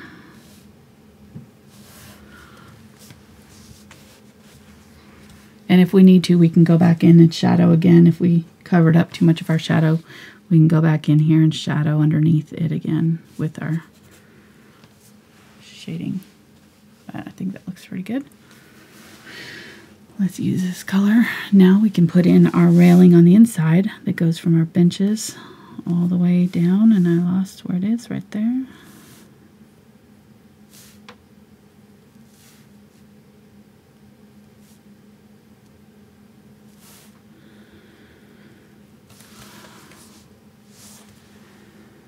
I'm going to give it a little bit of unbleached titanium with a little bit of the burnt umber and raw sienna here.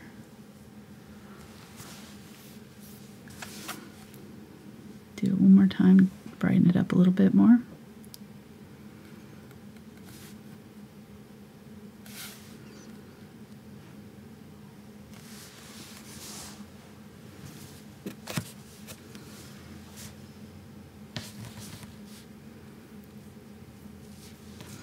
Okay, let's do it down here.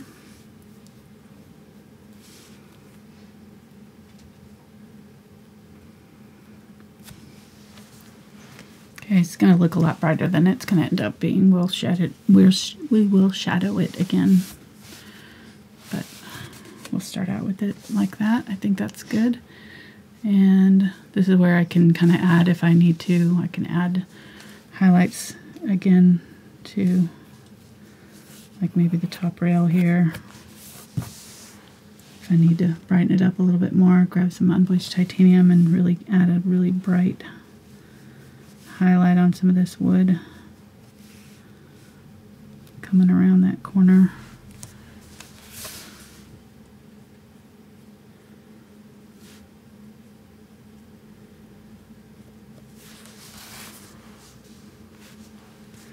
Make that, I'll just pull that forward a little bit.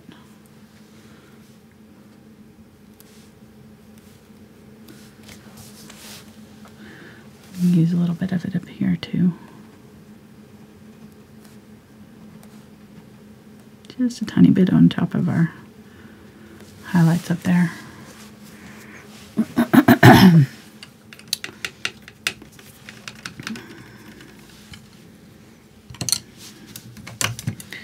Alright, let's switch to, let me see if this can be, yep, that'll be about right. So let's switch to doing these slats down here, and this is where I'm going to use the ruler, I think. I'm going to use the burnt sienna, unbleached titanium, grab a little bit of that raw sienna,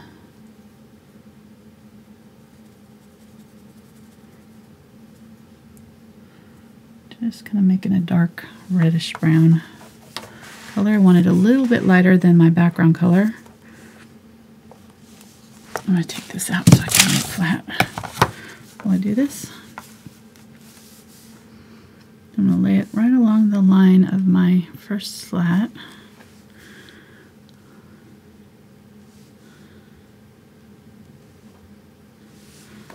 I need more.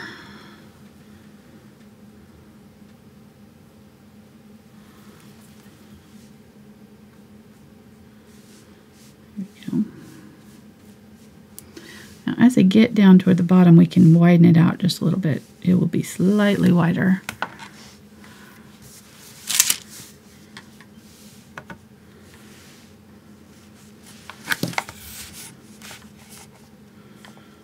Let me see, what do I have there? I think I'm just going to do it with my brush. Grab a little bit of blue.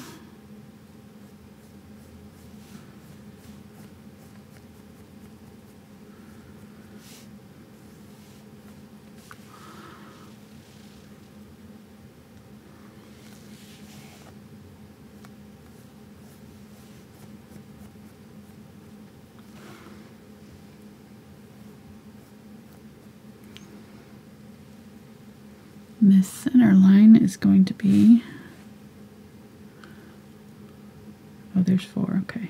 2, 3, 4. I'm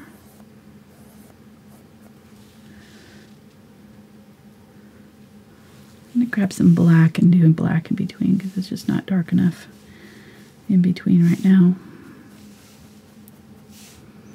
I'm not seeing the slats.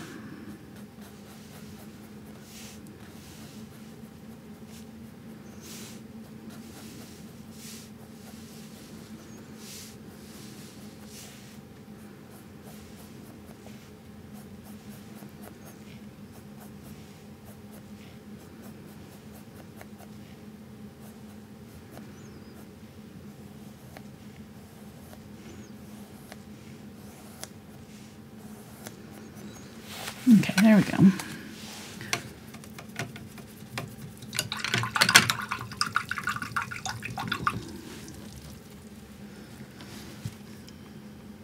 How you doing, hon? You're being awfully quiet over there.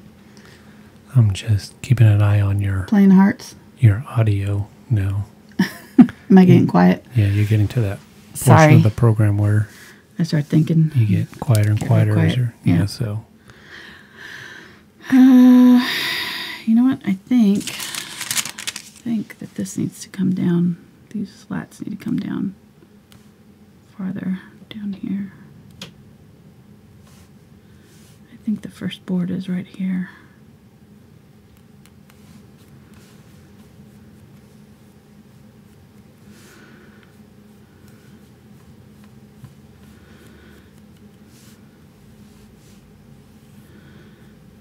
I'm just going to put these in, and then I'm going to worry about the colors later. I'm just going to glaze them to change the colors. Just get these boards in, kind of in the right direction and space. And I'll worry about the color.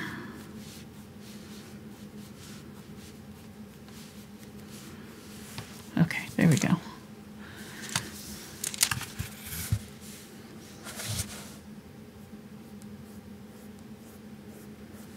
And like I was showing you, you could use the ruler if you want to do this.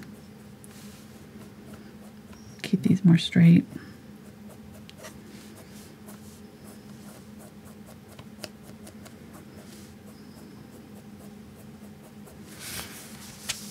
There we go.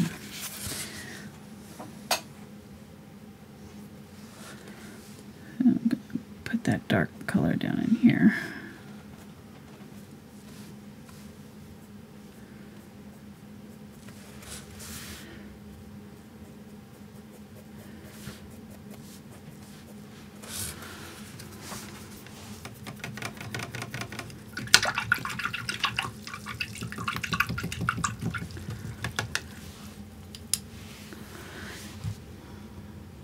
Use some Ultramarine Blue.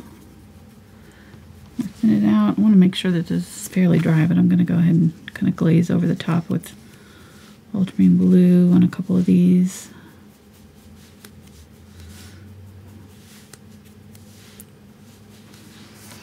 Let's use burnt sienna on a couple of other ones. I'll mix it a little bit with the blue. Use the glazing liquid. Change the color.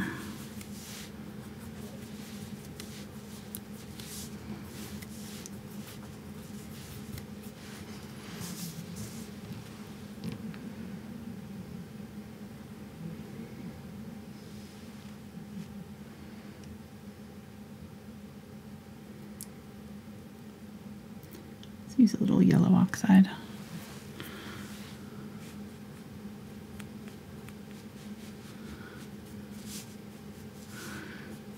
Highlight a few areas with that, just dry brush in here.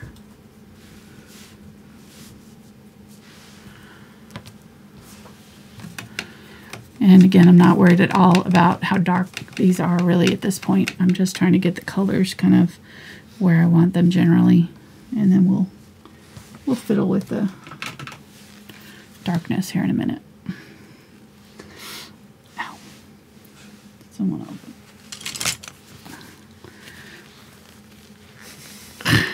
Come on. There we go. I just opened it too. I don't know why it's causing me problems. All right, burnt umber here.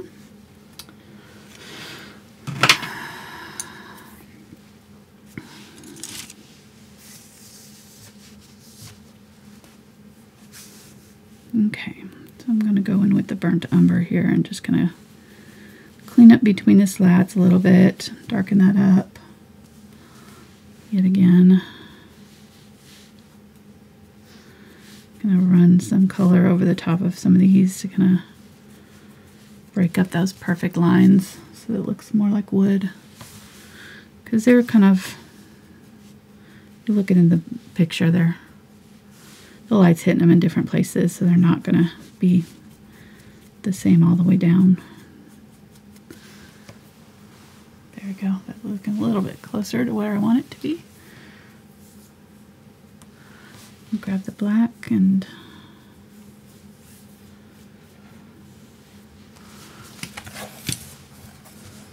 use that dark burnt umber right here on this part of the bench.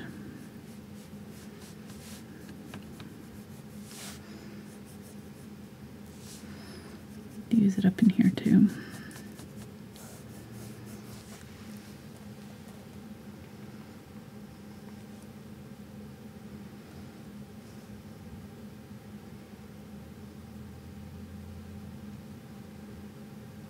Okay, raw sienna, burnt umber here, and I'm going to go drag diagonally across this bench. I'm not trying to cover it completely. Just like we did the slats. Just trying to catch the highlights on that wood right there. Let's do it here.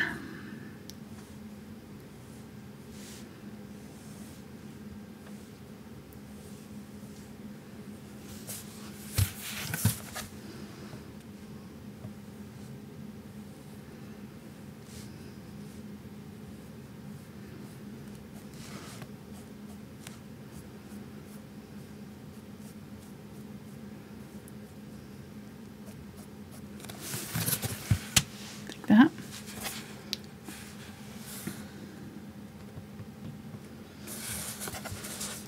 And then we'll do this one.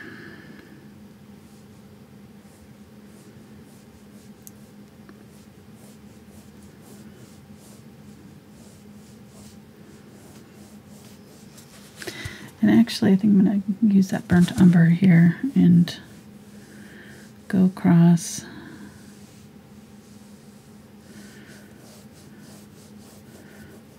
Just so it's the same underneath, all the way across.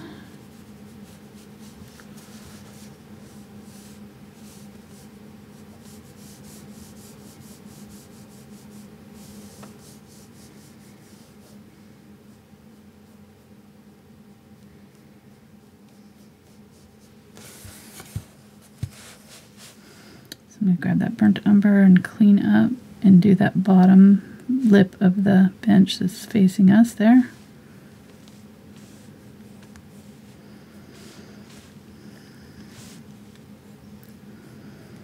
I'm going to go on the rail right there and add a little shadow on the bottom of them.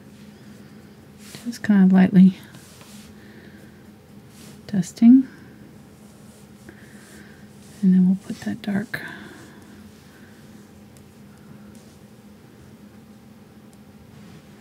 let's get a little bit of that ultramarine blue there. We'll do this bottom edge of the bench with that.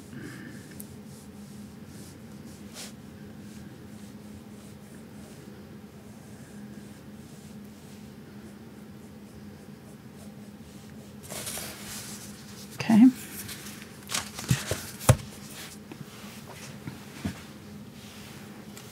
Let's use that burnt umber and ultramarine blue, and I'm going to, let me see, where did we do it? Right about here. I'm going to continue this line through right there on top.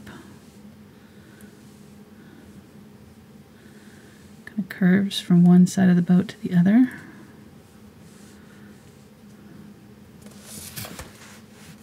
Like that.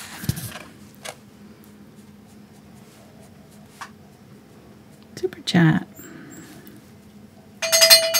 We haven't had cowbell yet today, have we? No. Nice. First cowbell there. Sweet. This is from Brenda. Thank you, Brenda. Thank you very much. No direct message, but a lot of people in chat have been saying how realistic it looks and how awesome it is. So good. Well, thank you. We're trying to get there. I'm trying to do it as simple as I can without, I know I'm getting kind of bogged down here in details a little bit, but I don't know, there's no way not to in some ways with these kind of projects. You just have to take the time to do these details that makes a difference. So, thank you, Brenda. All right, gonna do a little bit of unbleached titanium here. Yeah, maybe a little bit too dark. Let's grab some raw sienna instead. And that has a highlight on it. And then there's a highlight on either side of this, whatever this cross piece is.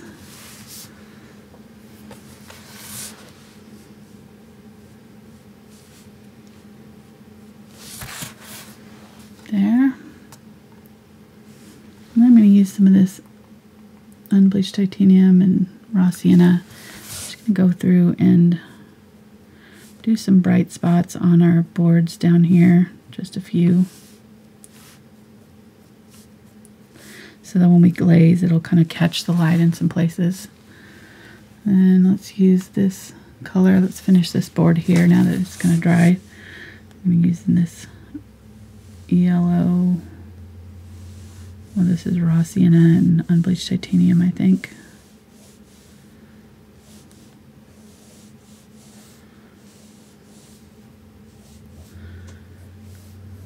I'm going to go right up the top of those.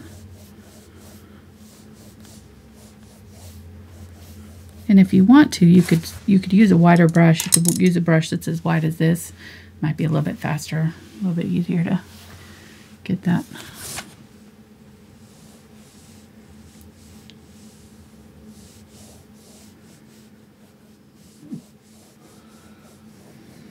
How you doing, hun?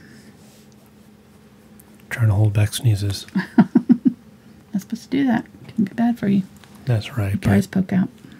I don't want to blow everybody's eardrums out. Okay, using some of this lighter color here, just kind of highlighting those benches a little bit.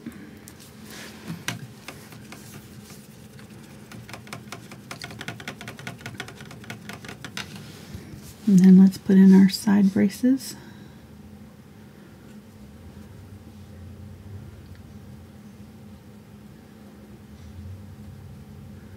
Burnt umber, burnt sienna, raw sienna.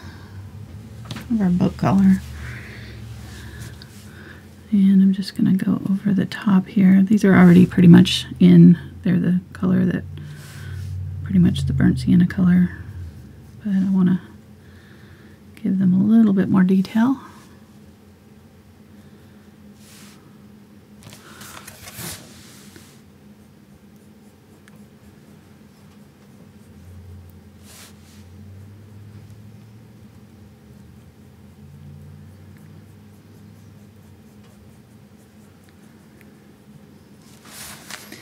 Grab some black. This side's got it darker. Use a darker black. There. I'm going to use the black right here in this crease.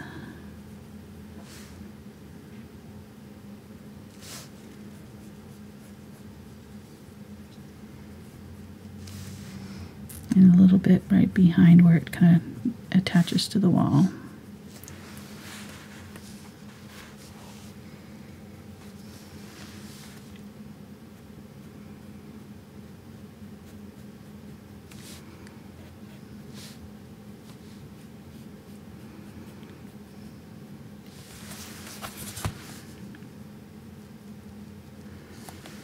Let's use that black right here to shade this area on the bench.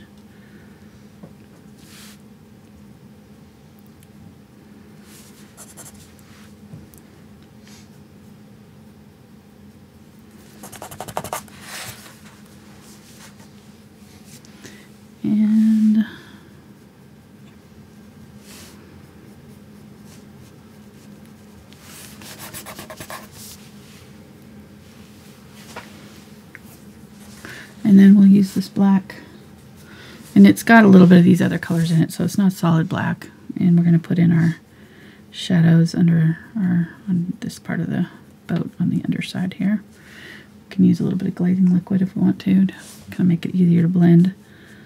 But there's some shadows.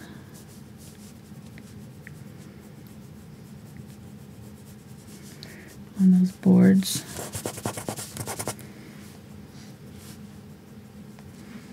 Go right up along those edges just to make sure that there's kind of a little shadow between the slats coming in and the boards on top there. So make sure that kind of re-emphasize that area right there, and then you can put a little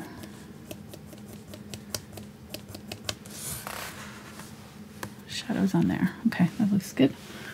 I'm going to grab a little bit of the unbleached titanium and some glazing liquid, and there is some kind of like shiny bits on here. It's almost like there's water on the bottom of the boat, so I'm just going to add a little bit of that in.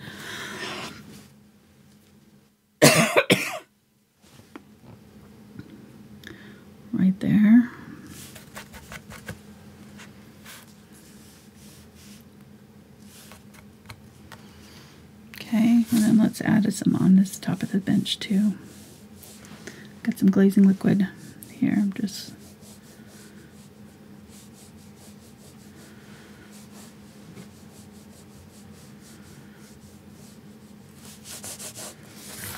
there we go. All right. I think I'm happy with the boat. There's also, let's go in with our little liner brush and put in our little rivets or little nails in our boat benches. So there's some nails here, 3 here, and there's just kind of sideways little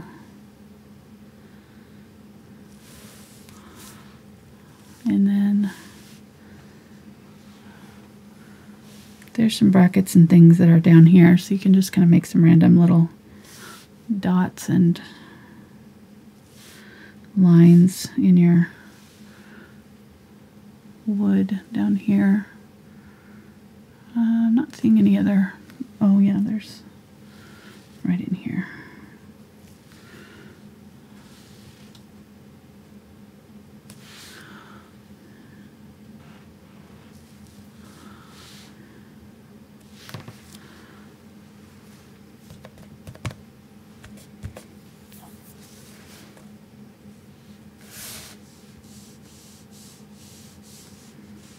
Line that runs along there. Okay. I'm going to shadow in our, dip those back in the water so they don't get dried out.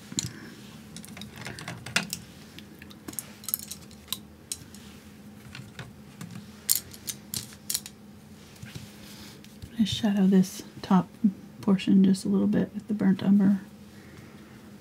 Very light coat of it, just to kind of set it down in there.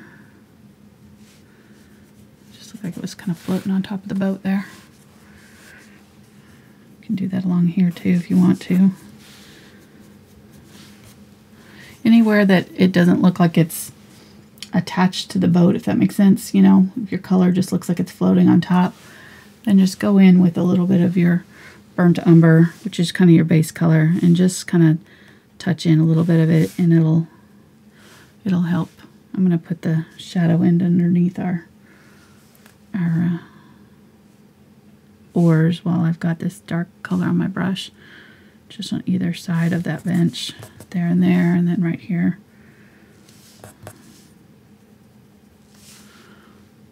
There's a nice dark.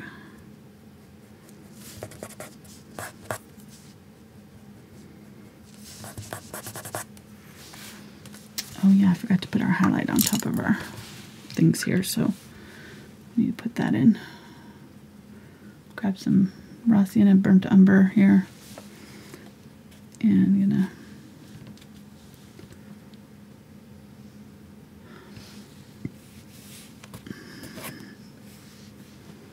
do right on top and on the inside of each one of these.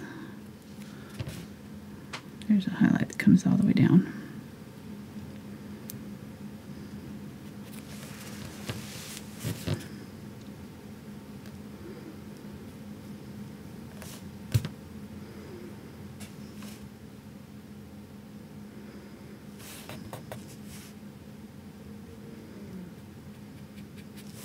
And I'm rubbing it out kind of where it attaches, that way it kind of fades into that wood. I don't have to get it too clean right there.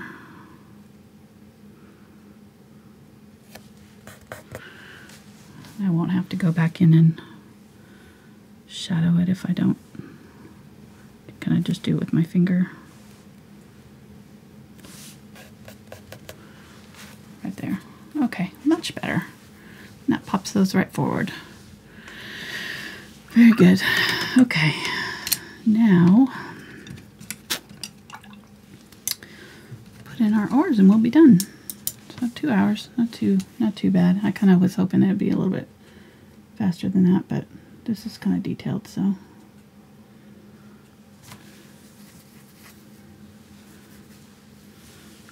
Gotta take your time. Do it right. saying that to myself.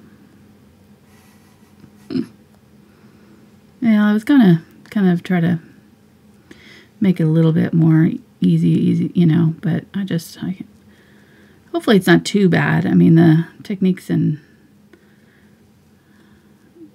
aren't hard. It's just kind of the control. I think some of these areas require a little bit more finesse just to get your brush in some of these areas and things. But I don't think it's going to be too difficult, hopefully.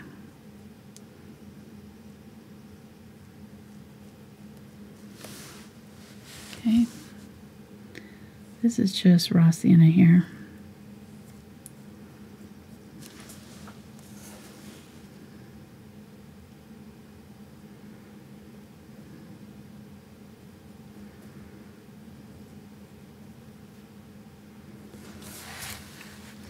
I'm going to use a little bit of let's grab a little bit of the burnt umber, burnt sienna, mix that with the raw sienna. I'm going to go along this side while it's still wet and just kind of put in that shadow side of the ore. And then this color kind of goes right up through here. Oops, see how that was starting to dry and it's lifting, so I'm going to have to go back and put a little bit thick paint and just let that set. Super chat. Yay. Awesome. Awesome for the bell ringing or for the super chat? Super chat. Okay. And bell ringing. You're always awesome at that. Super chats from Cassandra. No specific message. So just wanted to hear the cowbell. Yeah. See the lights, hear the cowbell. Thank you, Cassandra. And see people type moo. Type moo. That's awesome. I love that we have our own little inside joke for just our people, you know? It's great. Whenever that happens, it makes me I wish I had my little chat open so I could type moo too. You know I'd be doing it. You know I would be.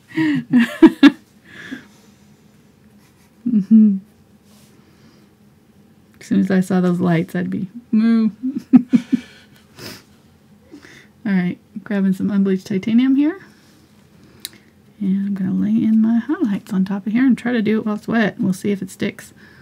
I have to let it dry a little bit.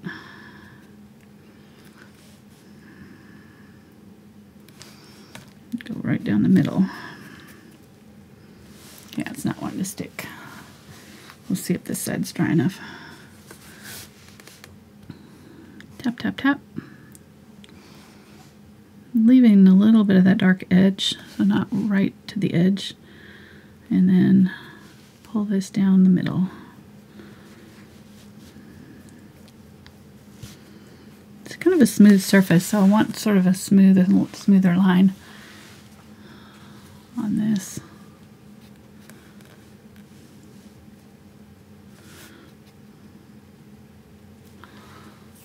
There you go. Grab some of that burnt umber. Mix a little bit of the raw sienna with it. Tap off the extra on my brush there. I'm going to go right up underneath here. Clean up that edge. Do the same thing with this one. Put in a nice dark shadow.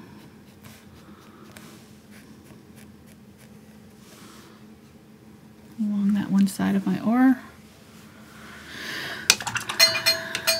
Another super chat. Now they're coming in. Nice. This one's from Jillian. She says, love the boat. Awesome. Thank you, Jillian. Thank you so much, Jillian. Appreciate that. I can use some white now. Oh, too much water.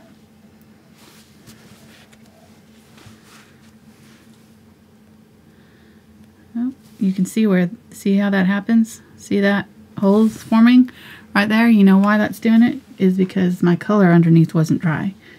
And now I'm putting my color on top. So if that happens, what you can do is you can let it set and just not touch it. Or you can go in with very thick paint and very lightly tap over the top. Very lightly. Just kind of touch it up. It will stick. But you don't want to press down too hard or it'll just keep lifting. So I'm going to try to tap that off a little bit. Yeah, it's wanting to lift. Just need to stop messing with it. I need to probably give that to you. Let me give that to you to dry real quick. Well, I'm just trying to get these highlights in and they're not wanting to stick because the underlayers are still wet. Or they're starting to dry is what's happening. These first layers on there are starting to dry.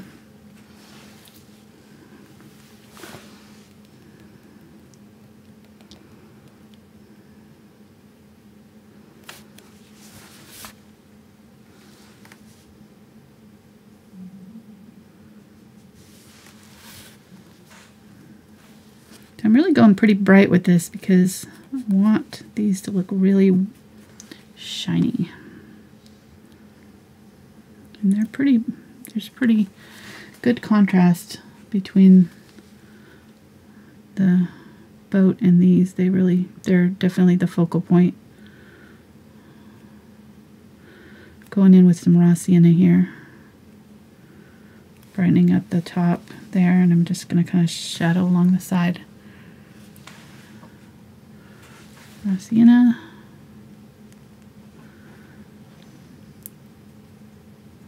Being really careful not to touch that area that's drying.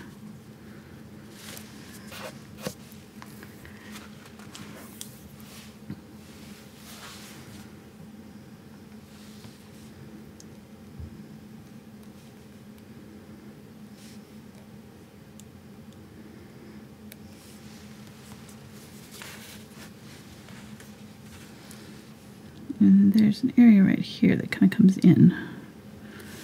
There and there.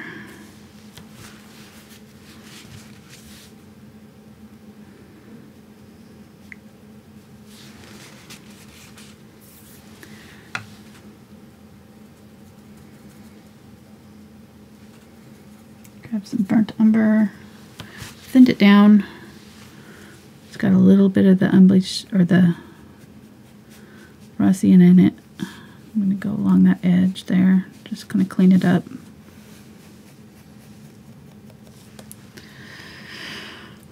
All right, zoom out for me and let me look at it just as a whole. Okay, it's looking pretty good. I think I want a little bit more highlight on my bench, and I think we're about done. I like the ores. I think they look shiny enough. I think I'm going to make this one a little bit bigger down here. There we go. Let's use this Unbleached Titanium here. Let's grab a little bit of the blue and brown. Ultramarine Blue and brown. Make it a gray. Same color that we used up here. That kind of gray blue. Used again down here on our bench. And this one, like a little bit brighter right here.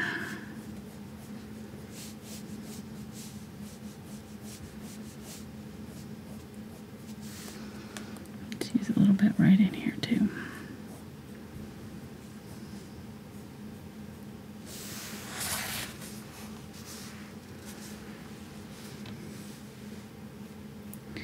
What you laughing at?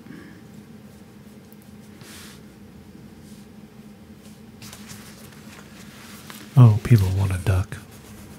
They want a duck in the water? Yeah. Oh, I'd have to have a picture of that. Yeah. I wouldn't want to. I said no ducks. That would look cool though. No ducks. We could add a duck later. No ducks. No ducks. Mark wants to go play video games. He's done. He's like enough with the painting. think that's good. I'm going to call that done. I'm going to sign it. Wrong pen.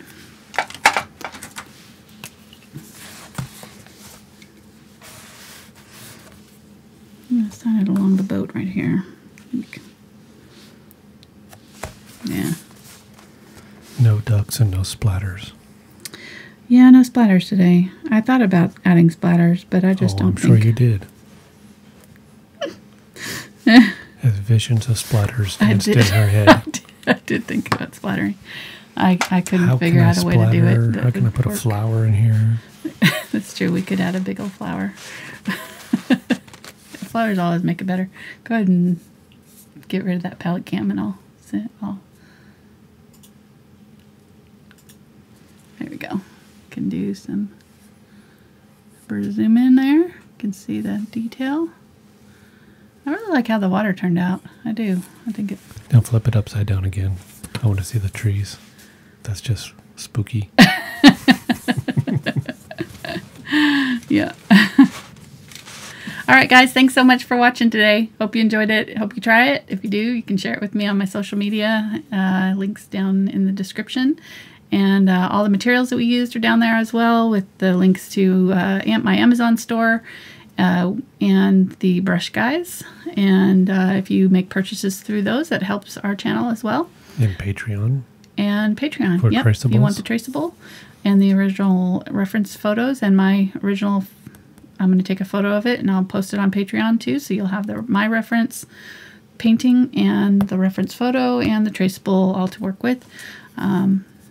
And next week, we're going to do our bonus video. So if you want to sign up for the $5 level on Patreon, we're going to be doing a bonus video. And we're going to be painting an English garden with, it'll be a little cottage with a garden in front. It should be really nice, very detailed painting. That'll be the $5 level on Patreon. So that'll be next Sunday, not tomorrow, but next Sunday. So, all right, guys, thanks so much for watching, and we will see you next time. Bye.